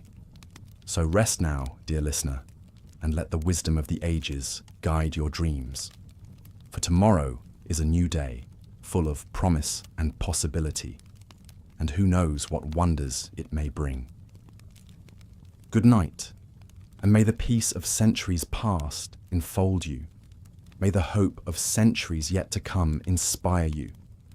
And may the love that binds us all, across all times and all places, forever light your way. As the day ends, you return to your humble cottage, your body aching from the long hours of toil in the fields. The setting sun casts a warm glow over the thatched roofs of the village, and the air is filled with the sounds of livestock being herded into pens for the night. You sit down to a simple meal of stew and bread with your family, the flickering light of the hearth casting dancing shadows on the walls. The conversation turns to the events of the day, the progress of the harvest, the health of the animals, the latest news from the neighbouring villages. As the night deepens, you climb into your straw bed, pulling a rough woolen blanket up to your chin. The sounds of the village fade away, replaced by the gentle crackle of the dying fire and the soft breathing of your family. Sleep claims you easily, your body and mind exhausted from the day's labours. But as you drift off, your thoughts turn to the wider world beyond your village, to the great lords and ladies in their grand castles, to the monks in their monasteries, to the merchants and craftsmen in the bustling towns. You may be just a simple peasant, but you are part of something much larger, a complex tapestry of social order and tradition that stretches back for centuries. The feudal system that governs your life is based on a strict hierarchy, with the king at the top, followed by the nobles, knights, clergy, and finally, the peasants, like yourself, at the bottom. It's a system that offers you protection and stability, but also demands your obedience and labour. The lord in his castle may seem distant and all-powerful, But he too has obligations to provide for the defence and justice of his people, and to honour his own vows of fealty to the king. These social bonds, whether between lord and vassal or master and apprentice, are the glue that holds the medieval world together. They are reinforced by the teachings of the Church, which emphasises faith, humility, and one's proper place in the God-given order. But even as you sleep, forces are at work that will begin to challenge and transform this age-old system. In the towns and cities, a new class is emerging. The burghers and merchants who owe their wealth and status not to land and title, but to trade and commerce. Their world is one of guilds and charters, of contracts and loans, of the calculation of profit and risk. They are a breed apart from the nobles with their codes of chivalry and their disdain for the lowborn. And as their economic power grows, so too will their political influence. At the same time, the Church, long the dominant force in medieval life, is facing its own challenges. The corruption and worldliness of some of its leaders is becoming harder to ignore, and voices of dissent are beginning to be heard, voices that question the very foundations of papal authority. In the universities and monasteries, scholars are rediscovering the wisdom of the ancient Greeks and Romans, sparking a new interest in classical learning and humanist thought. They debate ideas that will come to shape the Renaissance and Reformation, ideas about the nature of man, the role of the individual, and the proper relationship between church and state. And on the horizon, a new power is rising, the power of the nation-state. As kings begin to assert their authority over the nobles and the church, they lay the foundations for the modern concept of sovereignty and centralized rule. But for now, these changes are still in their infancy, and the medieval worldview still holds sway. As you sleep, you are part of a society that is both deeply traditional and slowly evolving, a society that is about to be tested by plague, war, and religious upheaval. In your dreams, perhaps you catch glimpses of this future, of the towering cathedrals and bustling markets of the High Middle Ages, of the bloody battlefields of the 100 Years' War, of the printing presses and explorers' ships that will carry medieval Europe into a new era. But for now, the rhythms of village life go on as they have for generations. The sun will rise again tomorrow, and with it, another day of work and worship, of joy and sorrow, of the timeless cycle of birth, life, and death.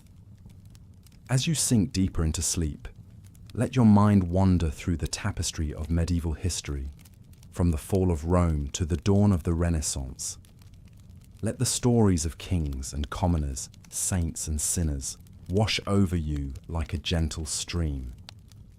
And know that you too are part of this great human story, a story that is still being written, even as we speak.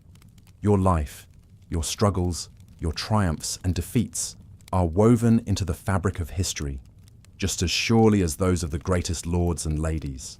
So rest now, and let the medieval world be your lullaby. Let the soft glow of the hearth and the murmur of your family's voices carry you into a deep and dreamless sleep.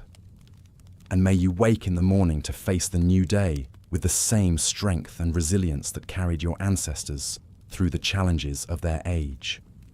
For the medieval world may seem distant and strange to us now, but its echoes are still with us, in the very foundations of our society and culture. And as long as we remember and learn from its lessons, it will never truly be lost. So sleep and dream, and know that you are part of a rich and enduring human tapestry, a tapestry that stretches back through the centuries and will continue on long after we are gone. Good night, and may your medieval slumber be filled with peace and wonder. As the night deepens and the village sleeps, let us turn our gaze to another figure who looms large in the medieval imagination: the knight. Born into the nobility, the knight is a warrior, a servant of his lord, and a paragon of chivalric virtue. From a young age, he is trained in the arts of war, in swordsmanship, horsemanship, and the code of honor that sets him apart from the common soldier. He learns to fight with lance and shield, to bear the weight of his armor, to face death and danger with courage and resolve. But the knight is more than just a warrior. He is also a symbol of the feudal order, a living embodiment of the values and ideals of medieval society. He is sworn to defend the weak, to honor his word, to serve his lord with loyalty and devotion. In times of peace, he participates in tournaments and jousts, displaying his prowess and valor for all to see. He courts noble ladies with poetry and song, striving to embody the courtly love ideal of the chaste and faithful servant. And in times of war, he is the backbone of his lord's army, the heavy cavalry that can break the enemy's lines and turn the tide of battle. He rides into combat with his banner fluttering overhead, his armor gleaming in the sun, his heart filled with the fierce joy of battle. But the life of a knight is not all glory and romance. It is also one of constant training and discipline, of long hours in the saddle and on the march, of the ever-present risk of injury and death. And as the Middle Ages wear on, the role of the knight begins to change and evolve. With the rise of the longbow and the cannon, the armored knight becomes increasingly vulnerable on the battlefield. And as the feudal system begins to break down, many knights find themselves adrift, their traditional roles and loyalties called into question. Some turn to brigandage and mercenary work, using their martial skills for personal gain rather than noble service. Others seek new outlets for their energies, joining the Crusades or embarking on quests for the Holy Grail. But even as the age of chivalry wanes, the ideal of the knight remains a powerful one, a symbol of courage, honor, and devotion that will inspire poets and dreamers for centuries to come. And so, as you drift off to sleep, let your mind wander to the tawny fields and castles of the knights, to the clashing of swords and the flutter of banners in the breeze. Let their stories of valor and sacrifice, of love and loss, be your guide and your comfort in the darkness of the night. For in the end, the medieval world is a world of stories, stories of kings and queens, of saints and sinners, of the great and the small. And it is through these stories that we come to understand and appreciate the richness and complexity of this long ago era. So let the tales of the knights be part of your own story, part of the great tapestry of human history that unites us all. And as you sleep, know that you are part of something much larger than yourself, a world of wonder and mystery, of faith and fear, of the eternal struggle between light and darkness. Good night, and may your dreams be filled with the colors and textures of the medieval world, the glint of armor in the sun, the whisper of wind through the trees, the soft glow of candlelight in a castle window. For it is in our dreams that the past comes alive again, and we are all part of its enduring legacy. As you slip deeper into your medieval slumber, let us turn our attention to another figure who casts a long shadow over this age, the monk. Clad in simple robes and bound by vows of poverty, chastity, and obedience. The monk is a seeker of God and a guardian of knowledge, in a time when learning is a rare and precious thing. In the early days of the Middle Ages, as the Western Roman Empire crumbles and chaos descends upon Europe, it is the monks who preserve the flame of civilization. In their monasteries and abbeys, they copy and illuminate ancient manuscripts, keeping alive the wisdom of the Greeks and Romans. They also develop new forms of agriculture and animal husbandry, turning their monasteries into self-sufficient islands of order and productivity in a sea of disorder and want. And as the centuries pass, they become increasingly involved in the affairs of the wider world, serving as advisors to kings and popes, and even leading armies in battle. But at the heart of the monastic life is the search for God, a search that takes many forms and follows many paths. Some monks, like the Benedictines, seek God through work and prayer, dividing their days between manual labor and the divine office. Others, like the Carthusians, seek him through solitude and silence, withdrawing from the world into a life of contemplation and asceticism. And still others, like the Franciscans and Dominicans, seek him through service to the poor and the preaching of the gospel. Regardless of their particular vocation, all monks share a common goal: to draw closer to God through the discipline and devotion of the religious life. They rise before dawn to chant the Psalms, spend long hours in prayer and meditation, and strive to subdue their earthly desires through fasting and self-denial. And in doing so, they offer a powerful witness to a world that is all too often consumed by violence, greed, and the pursuit of power. They remind us that there is more to life than the fleeting pleasures of the flesh, and that true happiness and fulfillment can only be found in the love and service of God. As you drift off to sleep, let your mind wander to the cloisters and scriptoriums of the monks, to the sound of chanting voices and the scratch of quill on parchment. Let their example of devotion and discipline be a comfort and an inspiration to you, a reminder that even in the darkest of times, there is always a light that guides us home.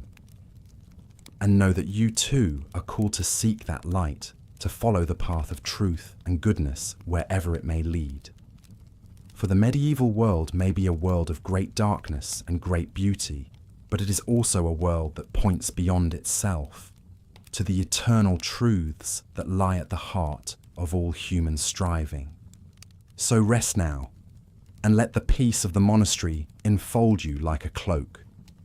Let the prayers of the monks be your lullaby, and the love of God be your guiding star.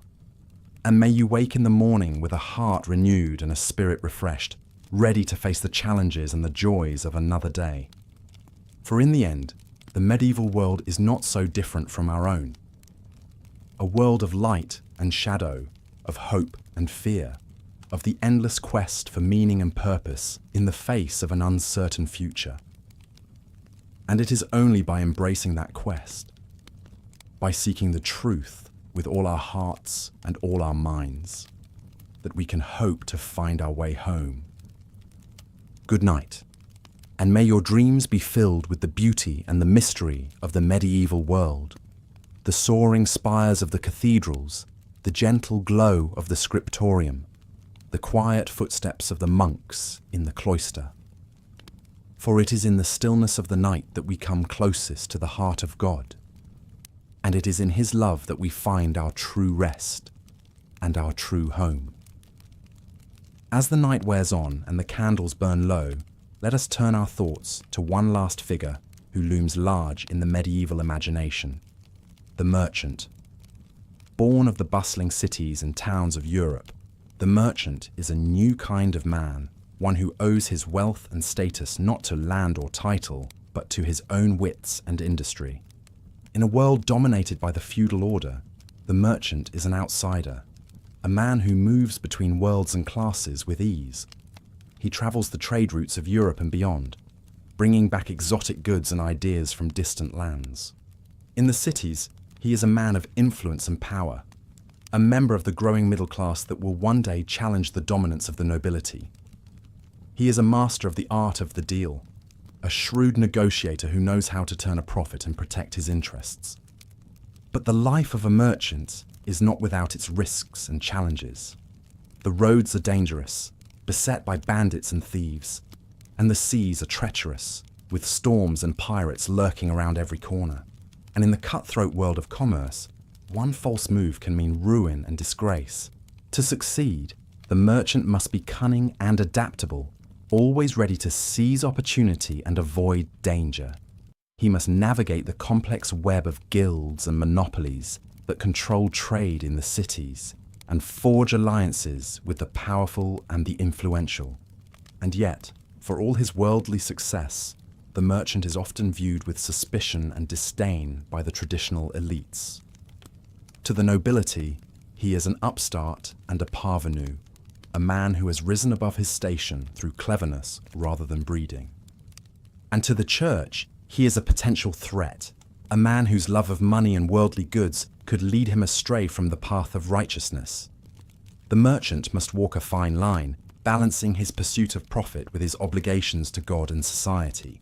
But despite these challenges, the merchant class will play an increasingly important role in the centuries to come. As trade expands and cities grow, they will become the engine of a new kind of economy, one based on commerce and industry rather than land and agriculture. And as they do so, they will help to shape a new world, one in which the old certainties of the feudal order are gradually replaced by the dynamic and unpredictable forces of the market. The merchant may not wield a sword or a scepter, but in his own way, he is a key figure in the great drama of the Middle Ages. So, as you drift off to sleep, let your mind wander to the bustling markets and counting houses of the medieval cities, to the sound of haggling voices and clinking coins. Let the stories of the merchants be your guide and your inspiration, a reminder that even in the darkest of times, there is always room for hope and opportunity. And know that you too are part of this great tapestry of human endeavour. A tapestry that stretches back through the centuries and will continue on long after we are gone. For the medieval world may be a world of great challenges and great rewards, but it is also a world that reminds us of the enduring power of the human spirit. So rest now and let the dreams of the merchants be your lullaby. Let their tales of adventure and adversity, of risk and reward, carry you into a deep and peaceful slumber. And may you wake in the morning with a heart full of courage and determination, ready to face the challenges and opportunities of your own life's journey. For in the end, the medieval world is a mirror of our own, a world of darkness and light, of fear and hope, of the endless struggle to find meaning and purpose in the face of an uncertain future. And it is only by embracing that struggle, by daring to dream and to strive, that we can hope to leave our own mark upon the great tapestry of history. Good night, and may your dreams be filled with the sights and sounds of the medieval world, the bustle of the market square, the gleam of gold and silver, the whispered prayers of the merchant before a long journey. For it is in our dreams that we are most truly free, and it is in freedom that we find the courage to face the challenges of the waking world. As the first light of dawn begins to peek through the shutters, you stir from your slumber, your mind still filled with the sights and sounds of the medieval world. The cockerel crows outside, heralding the start of a new day, and you can hear the village beginning to come to life around you. You lie still for a moment, savouring the warmth and comfort of your bed, the quiet peace of the early morning. And as you do so, you reflect on the journey you have taken through the pages of history, from the humble peasant to the lofty king, from the pious monk to the worldly merchant. Each of these figures has shown you a different face of the medieval world, a different way of living and thinking and being, and each has left you with a deeper appreciation for the richness and complexity of this long-ago era, for the joys and sorrows, the triumphs and tragedies that marked the lives of our ancestors. But as you rise to face the day ahead, you realize that the true gift of. As the gentle veil of sleep descends upon you, let us delve further into the rich tapestry of medieval history, focusing now on some of the most influential and fascinating figures of the time. One such figure was Eleanor of Aquitaine, a woman who defied the conventions of her era and left an indelible mark on the course of European history. Born in 1122 into the wealthy and powerful House of Poitiers, Eleanor was the granddaughter of the famous troubadour William IX, and grew up immersed in the vibrant arts and culture of southern France. At the age of just 15, she inherited the vast Duchy of Aquitaine, making her the most eligible bride in Europe. Soon after, she wed Louis VII, the young King of France, in a magnificent ceremony. As queen, Eleanor brought a touch of southern refinement to the northern court, introducing the music, poetry, and courtly love traditions of her homeland. But Eleanor was no mere consort. She was a formidable presence, known for her sharp wit, political acumen, and fierce independence. In 1147, she even accompanied Louis on the ill-fated Second Crusade to the Holy Land, leading her own contingent of knights and ladies through the treacherous terrain of Anatolia. The crusade was a disaster, and the strains it placed on the royal marriage, coupled with Eleanor's failure to produce a male heir, led to its annulment in 1152. But Eleanor's story was far from over. Just 8 weeks after the annulment, she wed Henry Plantagenet, the young Duke of Normandy and Count of Anjou, who 2 years later would ascend to the throne of England as Henry II. As Queen of England, Eleanor presided over a court renowned for its sophistication and learning. She was a patron of the arts, a collector of books, and a savvy political operator, using her wealth and influence to support her sons in their rebellions against their father. But Eleanor's life was also marked by tragedy and tumult. Her marriage to Henry was tempestuous, marred by his infidelities and their bitter power struggles. In 1173, after Eleanor's support for her son's failed rebellion, Henry had her imprisoned, where she remained for 16 years. Yet even in captivity, Eleanor remained a force to be reckoned with. She continued to wield influence through her children, particularly her favourite son, Richard the Lionheart, who became king in 1889. Upon Henry's death, Richard finally released his mother, who rode out to meet him with a face of joy, despite her 70 years. In her later years, Eleanor served as regent while Richard was on crusade, skillfully navigating the treacherous waters of medieval politics. She travelled ceaselessly throughout England and France, shoring up support for her son and negotiating alliances, including the pivotal treaty with Philip Augustus of France. Eleanor died in 1204 at the ripe old age of 82, an extraordinary lifespan for the time. She had outlived 8 of her 10 children, 2 husbands, and most of her contemporaries. Her legacy was immense. Through her sons, she was the ancestor of both the English and French royal lines for generations to come.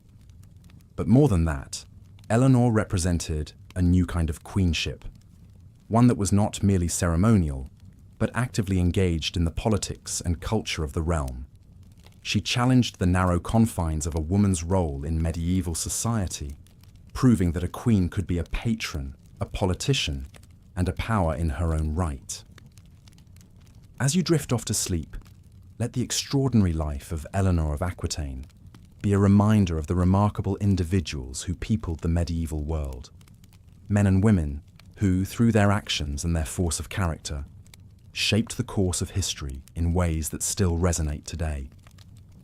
Their stories are a testament to the enduring power of the human spirit to overcome adversity, to create beauty in the midst of brutality, and to leave a lasting mark on the world.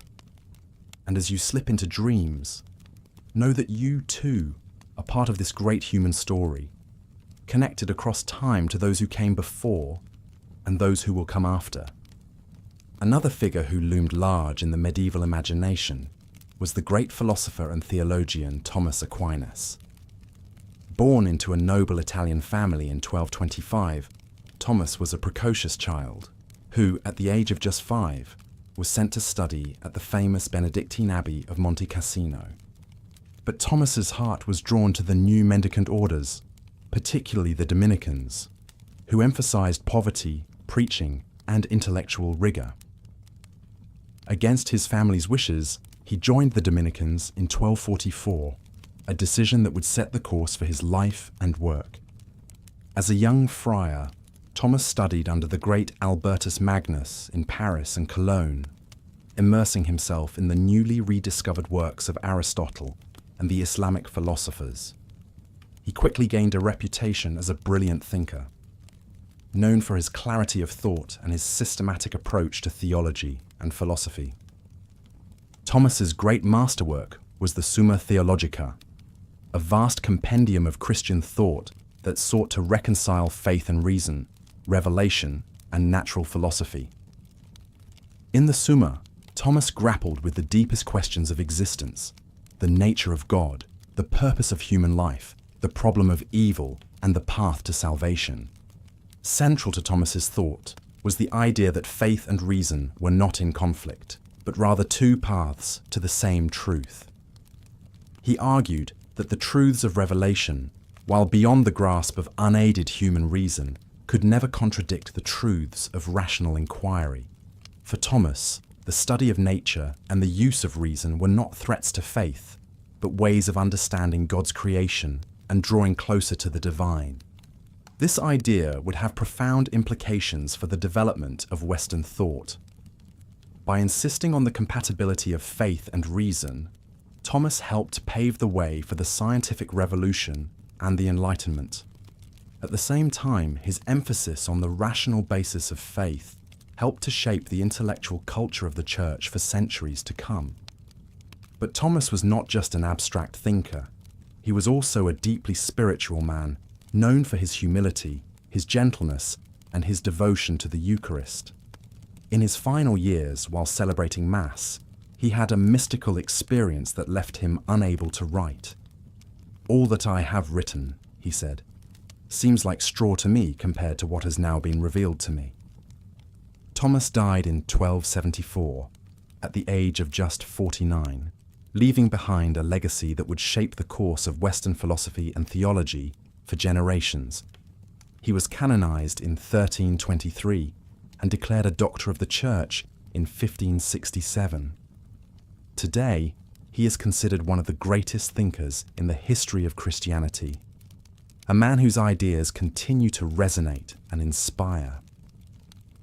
As you drift off to sleep, let the story of Thomas Aquinas be a reminder of the power of the human mind to grapple with the deepest questions of existence, and of the enduring quest to find meaning and truth in a complex and often confusing world. And let it also be a reminder of the importance of humility and wonder in the face of the divine mystery, the recognition that, for all our striving and all our knowledge, there is always more to be revealed, always further heights of wisdom and understanding to be scaled. The medieval period was also a time of great artistic flourishing, and nowhere was this more evident than in the soaring cathedrals that began to rise across Europe in the 12th and 13th centuries. These magnificent structures were not just places of worship, but embodiments of the medieval worldview, the belief in a divinely ordered universe, hierarchical and harmonious, in which every element had its appointed place and purpose. One of the most remarkable of these cathedrals was Chartres, located in the picturesque town of the same name about 50 miles southwest of Paris. The construction of the present cathedral began in 1194, after a fire destroyed much of the previous Romanesque church. Over the next few decades, thousands of workers labored to erect a masterpiece of Gothic architecture, a soaring symphony in stone that would become one of the most iconic buildings of the Middle Ages. At the heart of Chartres Cathedral is the labyrinth, a winding path inlaid in the floor of the nave. This labyrinth, unlike the later hedge mazes of Renaissance gardens, has only one path, leading inexorably to the center and then back out again. For the medieval faithful, walking the labyrinth was a symbolic pilgrimage, a miniature version of the great journey to Jerusalem that was the aspiration of every pious Christian. The labyrinth is just one of the many symbolic elements that pervade every aspect of the cathedral's design. The great western facade, with its 3 portals and rows of sculpted saints and biblical figures, is a stone Bible, a visual catechism for the largely illiterate medieval congregation. The soaring vaults and pointed arches draw the eye and the spirit upward toward the heavenly realms, while the play of light through the great stained glass windows creates an atmosphere of mystery and awe. But Chartres is more than just a work of art or a feat of engineering. It is a testament to the deep faith and communal spirit of the medieval world. The cathedral was not built by a single wealthy patron, but by the entire community, with rich and poor alike contributing their labour, their skills, and their resources. The construction site was a place of pilgrimage in itself, with workers coming from all over Europe to lend their efforts to the great endeavour. This sense of shared purpose and divine mission is reflected in the many legends that grew up around the cathedral's construction. One tells of a mysterious figure known as the Master of the Labyrinth, a genius architect who appeared one day and directed the building of the great maze, only to disappear just as suddenly when the work was done. Another tells of a miraculous beam of wood that, when the carpenters found it too short, spontaneously elongated itself to the required length. These legends speak to the way in which Chartres and the other great cathedrals of the medieval world were more than just buildings. They were expressions of a shared faith, a common culture, and a collective aspiration toward the divine. They were, in a sense, the embodiment of the medieval worldview itself, the belief in a universe suffused with meaning and purpose, in which every stone and every beam had its place in the great cosmic order. As you drift off to sleep, let the majesty and mystery of Chartres Cathedral be a reminder of the power of faith and community to create something greater than the sum of its parts. And let it also be an invitation to find in your own life those places and moments of transcendence where the everyday world falls away and you are caught up in something larger than yourself. For the medieval mind, such moments were a glimpse of the divine, a foretaste of the heavenly Jerusalem that awaited the faithful at the end of their earthly pilgrimage. And while our modern world may seem far removed from the certainties and hierarchies of the Middle Ages, the human longing for meaning and connection remains as strong as ever. So as you slip into the realm of dreams, carry with you the memory of Chartres and the other wonders of the medieval world, not as relics of a bygone age, but as enduring reminders of the heights to which the human spirit can soar when it is guided by faith, purpose, and a sense of its place in the grand tapestry of creation. The medieval period was also an age of great learning and scholarship, despite the popular image of the era as one of ignorance and superstition. In fact, the 12th and 13th centuries saw a remarkable flowering of intellectual life, centered around the great universities that began to emerge in cities like Paris, Bologna, and Oxford. One of the most important figures in this intellectual revival was Roger Bacon, a 13th century English philosopher and scientist who has been called the first modern thinker. Born into a wealthy family in 1214, Bacon studied at Oxford and Paris before joining the Franciscan order in 1247. As a friar, he devoted himself to the study of nature and the pursuit of knowledge, working tirelessly to expand the boundaries of human understanding. Bacon was a true polymath, with interests ranging from mathematics and optics to linguistics and alchemy. He was one of the first Western thinkers to argue for the importance of empirical observation and experimentation in the study of nature, and he made significant contributions to the fields of optics and astronomy, including a detailed description of the use of lenses for magnification. But Bacon was also a man ahead of his time, and his ideas often brought him into conflict with the authorities of his day. He was a vocal critic of the narrow scholasticism that dominated much of medieval learning, arguing that true knowledge could only be attained through a combination of reason, observation, and divine revelation. In his great work, the Opus Majus, Bacon laid out a sweeping vision for the reform of education and the advancement of knowledge. He argued for the importance of studying languages, particularly Greek and Arabic, in order to access the wisdom of the ancients and the cutting-edge science of the Islamic world.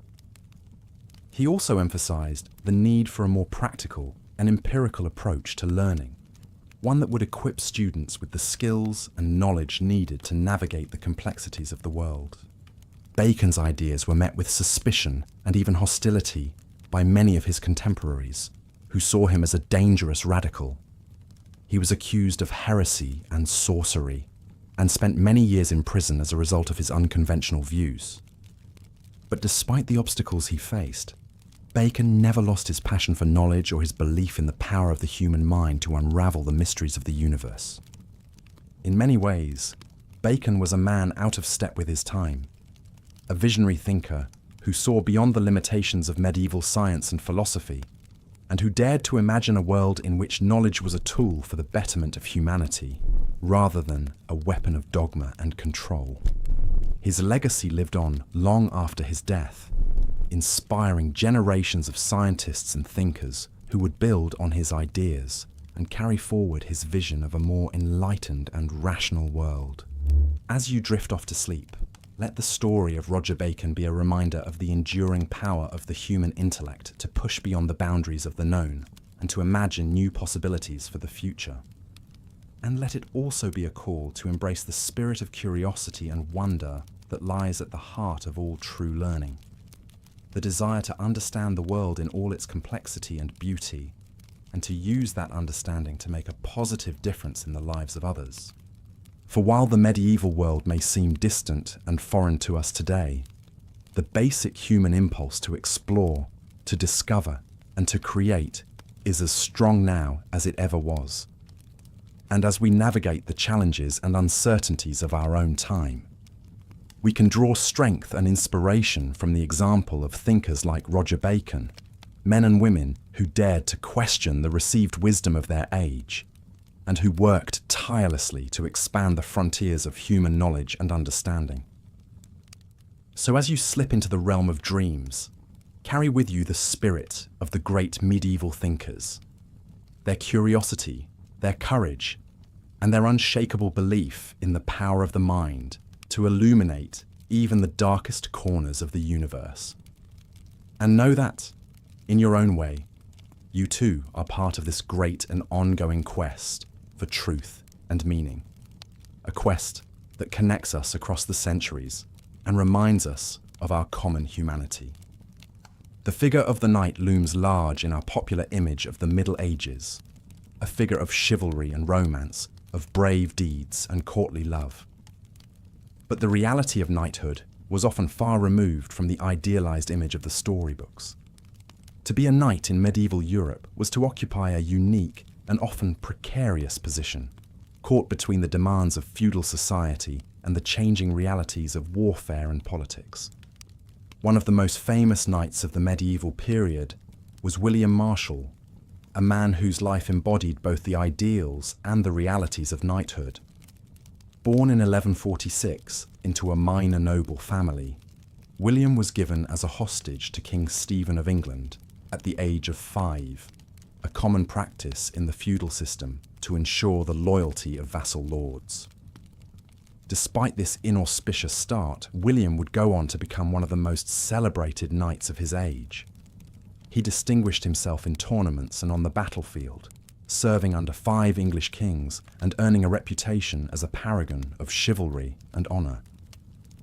He was a skilled diplomat as well as a warrior, and played a key role in negotiating the peace between England and France in the early 13th century. But William's life was also marked by the harsh realities of medieval politics and warfare. He was captured and held for ransom several times, and fought in numerous battles and campaigns across Europe and the Holy Land. He saw firsthand the brutality and chaos of the Crusades, and the deep divisions within Christendom that they exposed. Despite these challenges, William remained true to his ideals of knighthood throughout his life. He was known for his loyalty, his courage, and his sense of fair play, even in the face of great adversity. He was a patron of the arts and a supporter of the church, and used his influence to promote justice and stability in a turbulent age. In many ways, William Marshal embodies the complex and contradictory nature of knighthood in the Middle Ages. On the one hand, knights were the embodiment of a high medieval ideal, brave, chivalrous, and devoted to the service of God and their feudal lords. They were the backbone of the medieval military system, and played a key role in the expansion and defense of Christendom. But at the same time, knights were also deeply enmeshed in the brutal realities of medieval warfare and politics. They were often caught up in the endless cycle of feudal violence and revenge, and their loyalty to their lords could lead them into conflict with the broader interests of society. The ideals of chivalry, while noble in theory, were often honoured more in the breach than in the observance. As you drift off to sleep, as the echoes of the medieval world fade into the realm of dreams, let us linger a moment longer on the rich tapestry of life in those times. The clatter of hooves on cobblestones, the clang of the blacksmith's hammer, the tolling of church bells, these were the sounds that mark the rhythm of daily existence. For the vast majority, life was a struggle against the elements, against hunger and disease. The peasant in the field, the weaver at the loom, the mason chipping away at a block of stone. Their lives were defined by toil, their horizons often limited to the village or town of their birth. But even in the midst of hardship, there was community. The bonds of family, of shared labour and shared faith wove people together. In the evenings, around the hearth fire, stories were told, of brave knights and holy saints, of mischievous spirits and miraculous events. These tales, passed down through generations, provided comfort and wisdom, a way of making sense of the world. And what a world it was! A place of extremes, of soaring beauty and grim brutality. The same society that produced the delicate tracery of a Gothic cathedral also bore witness to the horrors of the torture chamber. The chivalric ideals of honour and courtesy coexisted with the harsh realities of feudal oppression. It was a world of hierarchy, where every person knew their place in the great chain of being. The king sat at the top, ruling by divine right, followed by the nobles, the clergy, the merchants, and finally the peasants. To question this order was to question the very will of God. But change was coming, slowly but inexorably. The growth of towns and trade, the spread of learning, the weakening of feudal bonds. All these factors were transforming society. The old ways were giving way to the new, even if the process would take centuries to unfold. One harbinger of this change was the rise of the merchant class. These were men who had grown rich not through land or lineage, but through trade and commerce. They were a new kind of power in the world, one based on money rather than might. In the great trading cities of Italy and the Low Countries, these merchants built palatial homes, patronized artists and scholars, and began to challenge the dominance of the old aristocracy. They were the vanguard of a new era, one in which wealth and enterprise would increasingly shape the course of events. But for now, in the sleepy villages and craggy castles of the medieval landscape, life went on much as it had for generations. The farmer tilled his field, the monk illuminated his manuscript, the lady embroidered her tapestry. Each played their part in the great drama of existence, bound by tradition and faith. As you drift deeper into sleep, let your mind wander through this lost world. Imagine yourself walking the narrow, winding streets of a medieval town, passing the open-air stalls of the market, the workshops of the craftsmen. Hear the cries of the street vendors, hawking their wares, smell the pungent mix of spices, smoke and humanity. Or picture yourself in a monastery garden, surrounded by the gentle hum of bees and the rustle of robes. Watch the monks at their work, tending the herbs and vegetables, copying ancient texts with painstaking care. Feel the sense of peace and purpose that pervades this cloistered world. And as you slip further into dreams, let the great events of the age swirl around you like mist. The clash of armies on a distant battlefield, the pageantry of a royal procession, the fervour of a religious pilgrimage. These are the moments that define the medieval era, that echo through history. But remember too the smaller moments, the ones that make up the warp and weft of daily life. the laughter of children playing in a sunlit field, the warmth of a fire on a cold winter's night, the comfort of a shared meal with loved ones. These are the timeless experiences that connect us across the centuries, that remind us of our common humanity. As you finally drift off into the realm of dreams, take with you a sense of the richness and complexity of the medieval world. It was a time of great darkness and great light, of cruelty and kindness, of ignorance and wisdom. And in its joys and sorrows, its triumphs and tragedies, it reflects the eternal human condition, the endless struggle to find meaning and purpose in a changeful world. So sleep now and let the distant strains of a lute, the soft chant of a prayer, the whisper of wind through a castle embrasure carry you into the depths of slumber. And as you dream, remember that you are part of a story that stretches back through the ages, a story of which the medieval era is but one chapter in an endlessly unfolding tale. The medieval world may be gone, but it is not forgotten. Its legacy lives on in the stones of our cities, the pages of our books, the very fabric of our thought. And as long as we remember and recount its stories, as long as we strive to learn from its wisdom and avoid its follies, it will continue to shape us, to guide us, to inspire us. So let us bid farewell to the Middle Ages, but let us not forget them. Let us carry their lessons with us as we navigate the uncertainties of our own time, as we seek to build a world that is more just, more compassionate, more enlightened. For in the end, that is the greatest gift that history can give us, the chance to learn from the past, to dream of a better future, and to make that dream a reality. Good night, dear listener, and may your dreams be filled with the wonders and the wisdom of the ages. You blink awake as the first rays of dawn filter through the narrow window slit, illuminating motes of dust dancing in the air. The room is small and sparse, with walls of rough-hewn stone and a floor of beaten earth. A simple wooden cross hangs above the narrow bed where you lie, a reminder of the omnipresence of the church in this medieval world. You rise and stretch, feeling the coarse fabric of your monk's habit against your skin. The life of a monk is one of simplicity, devotion, and routine. You begin each day with prayer, kneeling on the cold stone floor of the monastery chapel as the first Mass is sung.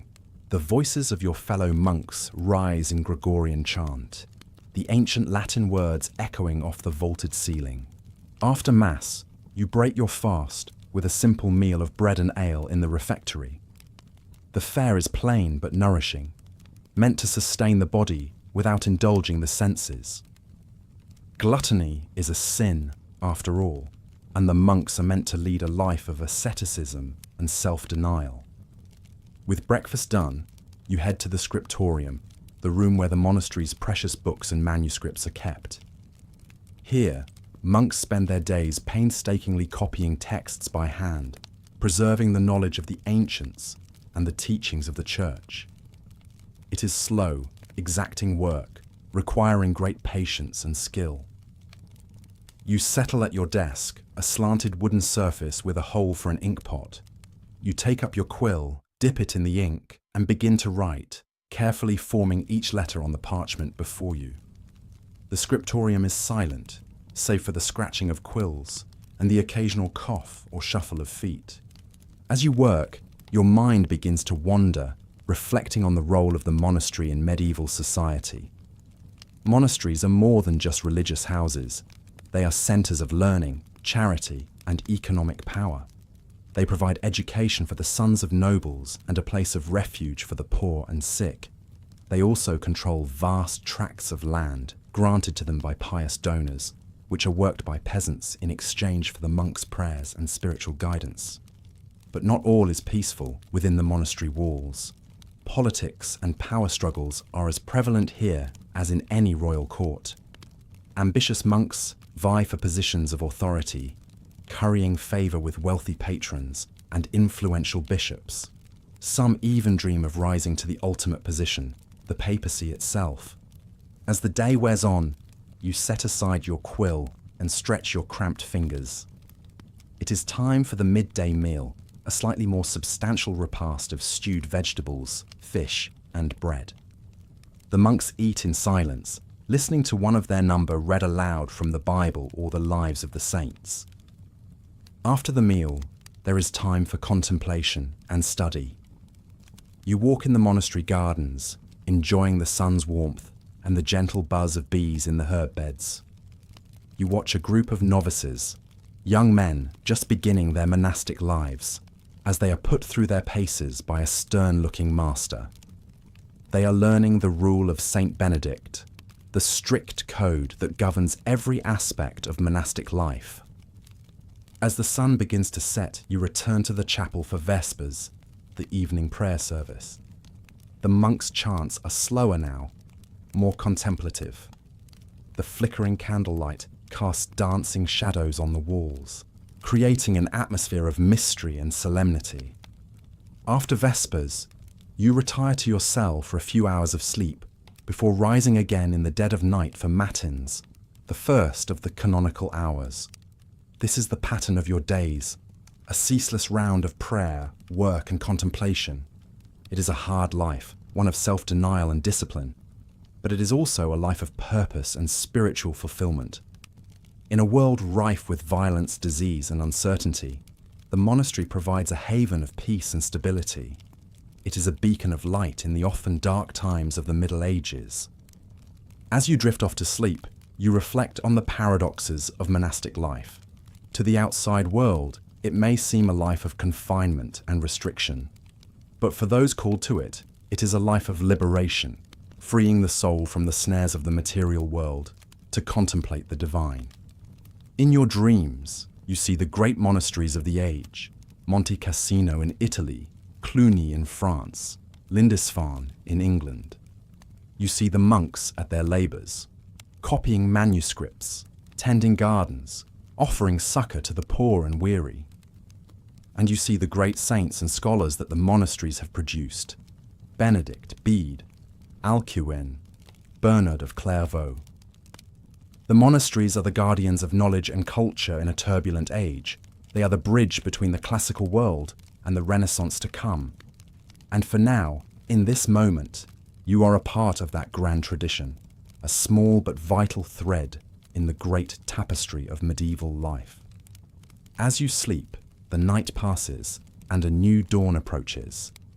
The monastery bells will soon ring out, calling the faithful to prayer, and you will rise, ready to begin another day in the service of God and your fellow man in this fascinating, challenging world of the Middle Ages. But for now, rest. Let the peace of the monastery enfold you and dream of a world where the light of knowledge and faith shines bright against the darkness. In the morning, that world will be yours to shape, one prayer, one deed, one moment at a time. The scene fades, and you sink deeper into sleep, the medieval monastery dissolving into the mists of dreams. The chants of the monks echo in your mind, a soothing lullaby from a distant age. And as you sleep, the wisdom and lessons of that age settle into your soul, enriching and enlightening, even as the modern world seems so far away. For that is the magic of history. It is never truly past, but alive within us, shaping our present and our future in ways we may not always understand. And in the depths of a medieval monastery, in the simple rhythms of prayer and work, in the quiet scratching of a quill on parchment, lie truths that echo across the centuries, waiting to be rediscovered by each new generation. So sleep now, and let the medieval world be your guide and your companion through the realms of night. In the morning, you will awake, perhaps with a new understanding, a new appreciation for the richness and complexity of the human story. And the medieval monastery, with its chants and its bells, its saints and its scholars, will be a part of you, a reminder of the enduring power of faith, knowledge, and the indomitable human spirit. As the night deepens, the script comes to a close, leaving you to your dreams and the endless possibilities of the medieval world. May your sleep be blessed with the peace of the monasteries. and may you awake refreshed, inspired, and ready to embrace the day ahead. But the journey through medieval history is far from over. There are still many more tales to be told, many more characters to meet, many more lessons to be learned. And so, as you drift off into the welcoming embrace of sleep, know that the story continues, waiting for you to take up the quill and add your own chapter to the never-ending chronicle of human experience. Good night, dear listener, and may your dreams be filled with the wonders and the wisdom of the Middle Ages. Until next time, when we shall meet again in the pages of history, in the realm of sleep and story, and the enduring magic of the human imagination, fare thee well and sleep in peace. As the echoes of the medieval world fade into the mists of your dreams, let's turn our attention to one of the most fascinating and influential figures of the era, a man who rose from obscurity to become the most powerful ruler in Europe, and whose legacy would shape the course of history for centuries to come. His name was Charlemagne, and his story is one of ambition, conquest, and the forging of an empire that would lay the foundations for the modern nation-states of Europe. Charlemagne was born in the year 742 into a noble family of the Franks, a Germanic people who had settled in the lands of modern-day France and Germany. His father, Pepin the Short, was the first of the Carolingian dynasty to rule as king of the Franks, and he passed on his crown to Charlemagne and his brother Carloman upon his death in 768. But Charlemagne was not content to simply rule alongside his brother. He was a man of towering ambition, with a vision of a united Christian empire stretching across Europe. And so, when Carloman died unexpectedly, just a few years into their joint reign, Charlemagne wasted no time in claiming sole rulership of the Frankish kingdom. With a powerful army at his command, Charlemagne set out to expand his territories and bring the various peoples of Europe under his sway. He led his troops on a series of successful campaigns, conquering the Lombards in Italy, the Saxons in Germany, and the Avars in Hungary. As his empire grew, so too did Charlemagne's reputation as a great warrior and leader. He was known for his bravery on the battlefield, often fighting alongside his men and inspiring them with his courage and determination. But he was also a shrewd politician, forging alliances and using diplomacy to extend his influence far beyond the borders of his own kingdom. Under Charlemagne's rule, the Frankish Empire reached its greatest extent, stretching from the Atlantic coast of France to the borders of modern-day Hungary and Croatia. He established a system of government that would serve as a model for centuries to come, with a centralized administration, standardized laws and coinage, and a network of loyal nobles who helped to maintain order and collect taxes.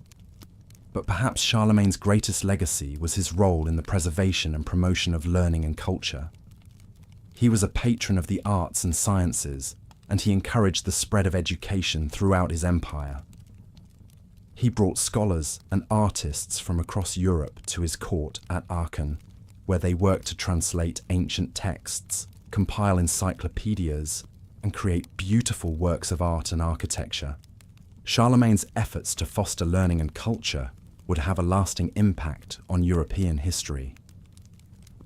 The so-called Carolingian Renaissance that flourished under his rule saw a revival of classical learning and a renewed interest in the works of ancient authors like Cicero and Virgil. This intellectual flowering would lay the groundwork for the later Renaissance of the 14th and 15th centuries, which would transform European art, literature, and science. But perhaps the most enduring symbol of Charlemagne's legacy is the imperial crown that he wore as Emperor of the Romans.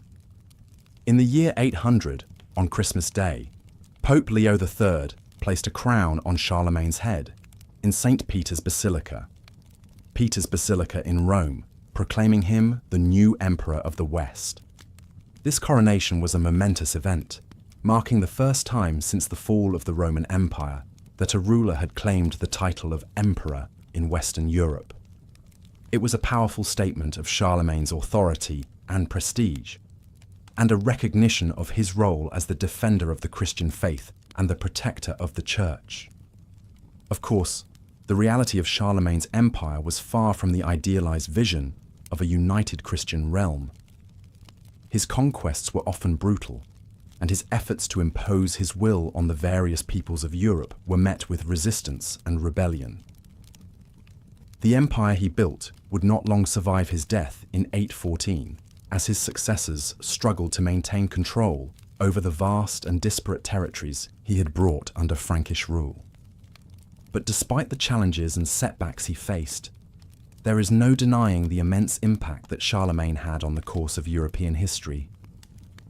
He was a towering figure who left an indelible mark on the medieval world, shaping its politics, culture, and religion in ways that would resonate for centuries to come.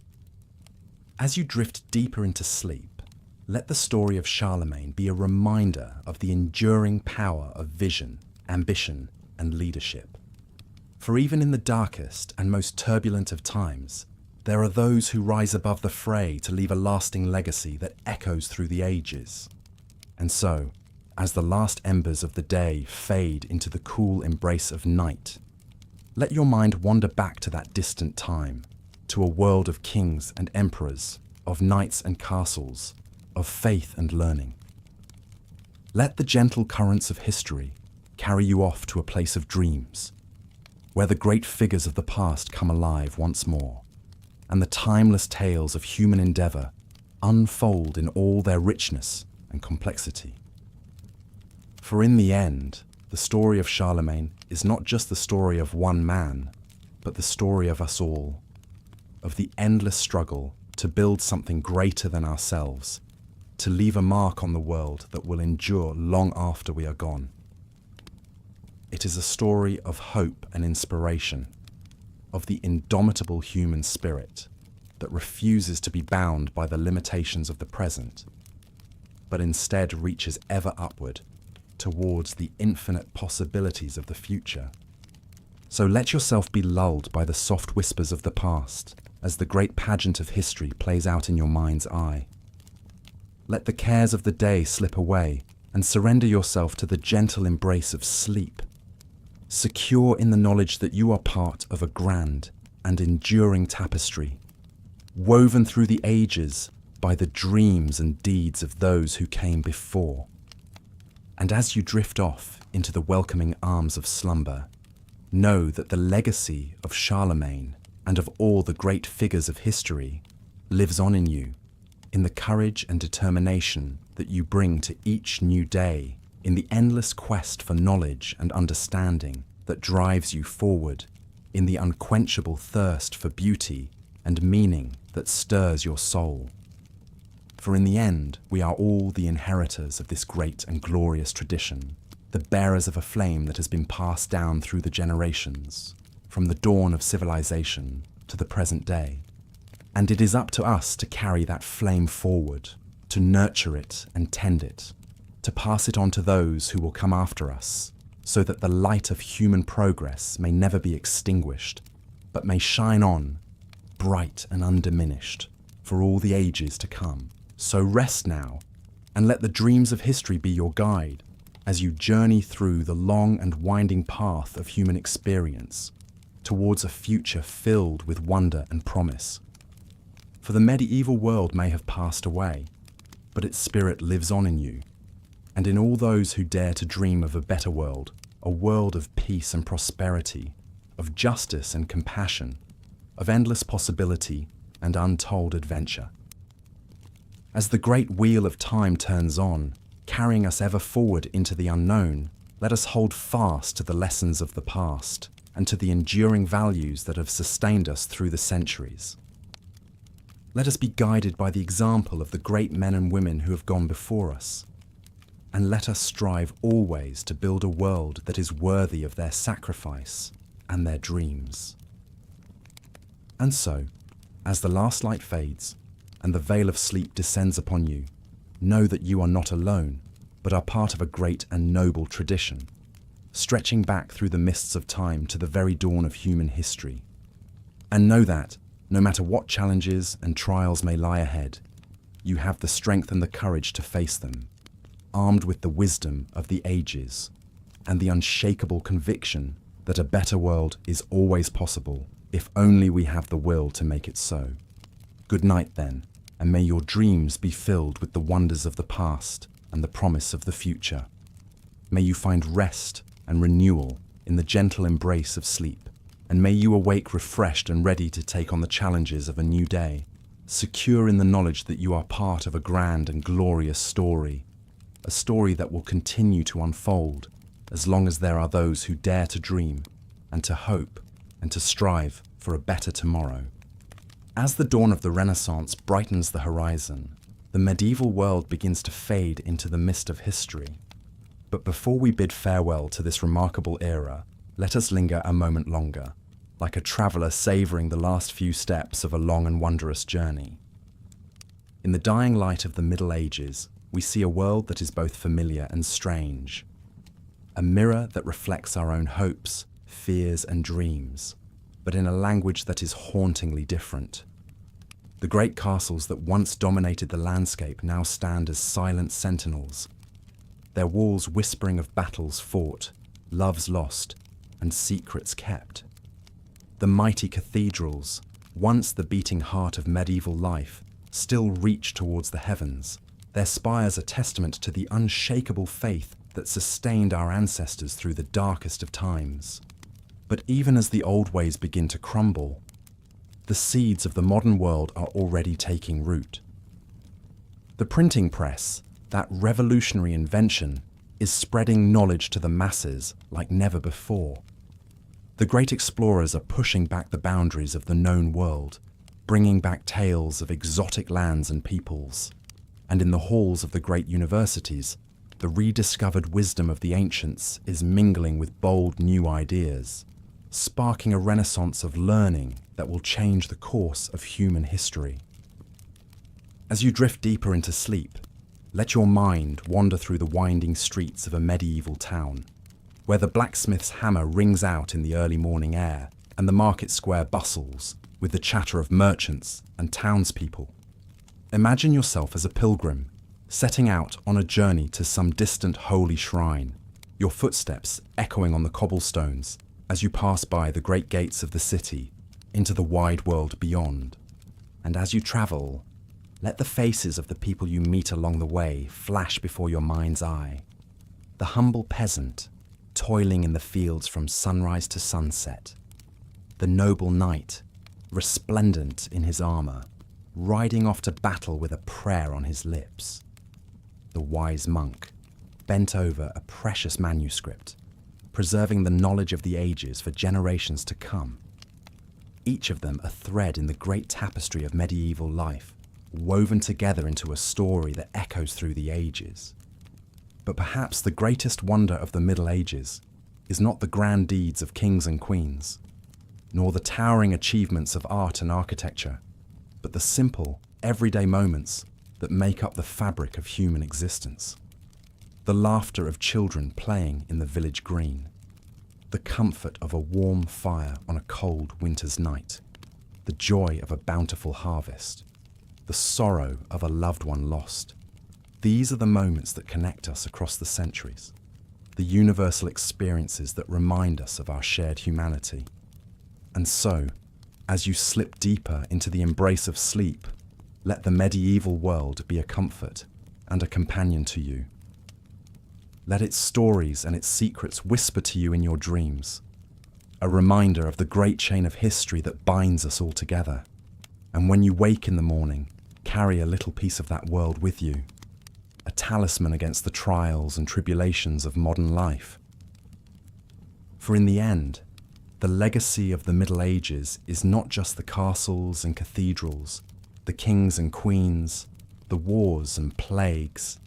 It is the enduring spirit of humanity that shines through it all, the unquenchable spark of hope and resilience that has carried us through the darkest of times and will continue to guide us into the future. So let us bid a fond farewell to the medieval world. But let us never forget its lessons, its wonders, and its sorrows. Let it be a reminder to us of how far we have come and how far we have yet to go. And above all, let it be a source of inspiration and wonder, a wellspring of stories and dreams that will nourish our souls for generations to come. And with that, my dear listener, it is time for us to part ways. But before I go, let me leave you with one final thought. In this fast-paced, ever-changing world of ours, it is all too easy to forget the simple joys and beauties that surround us every day.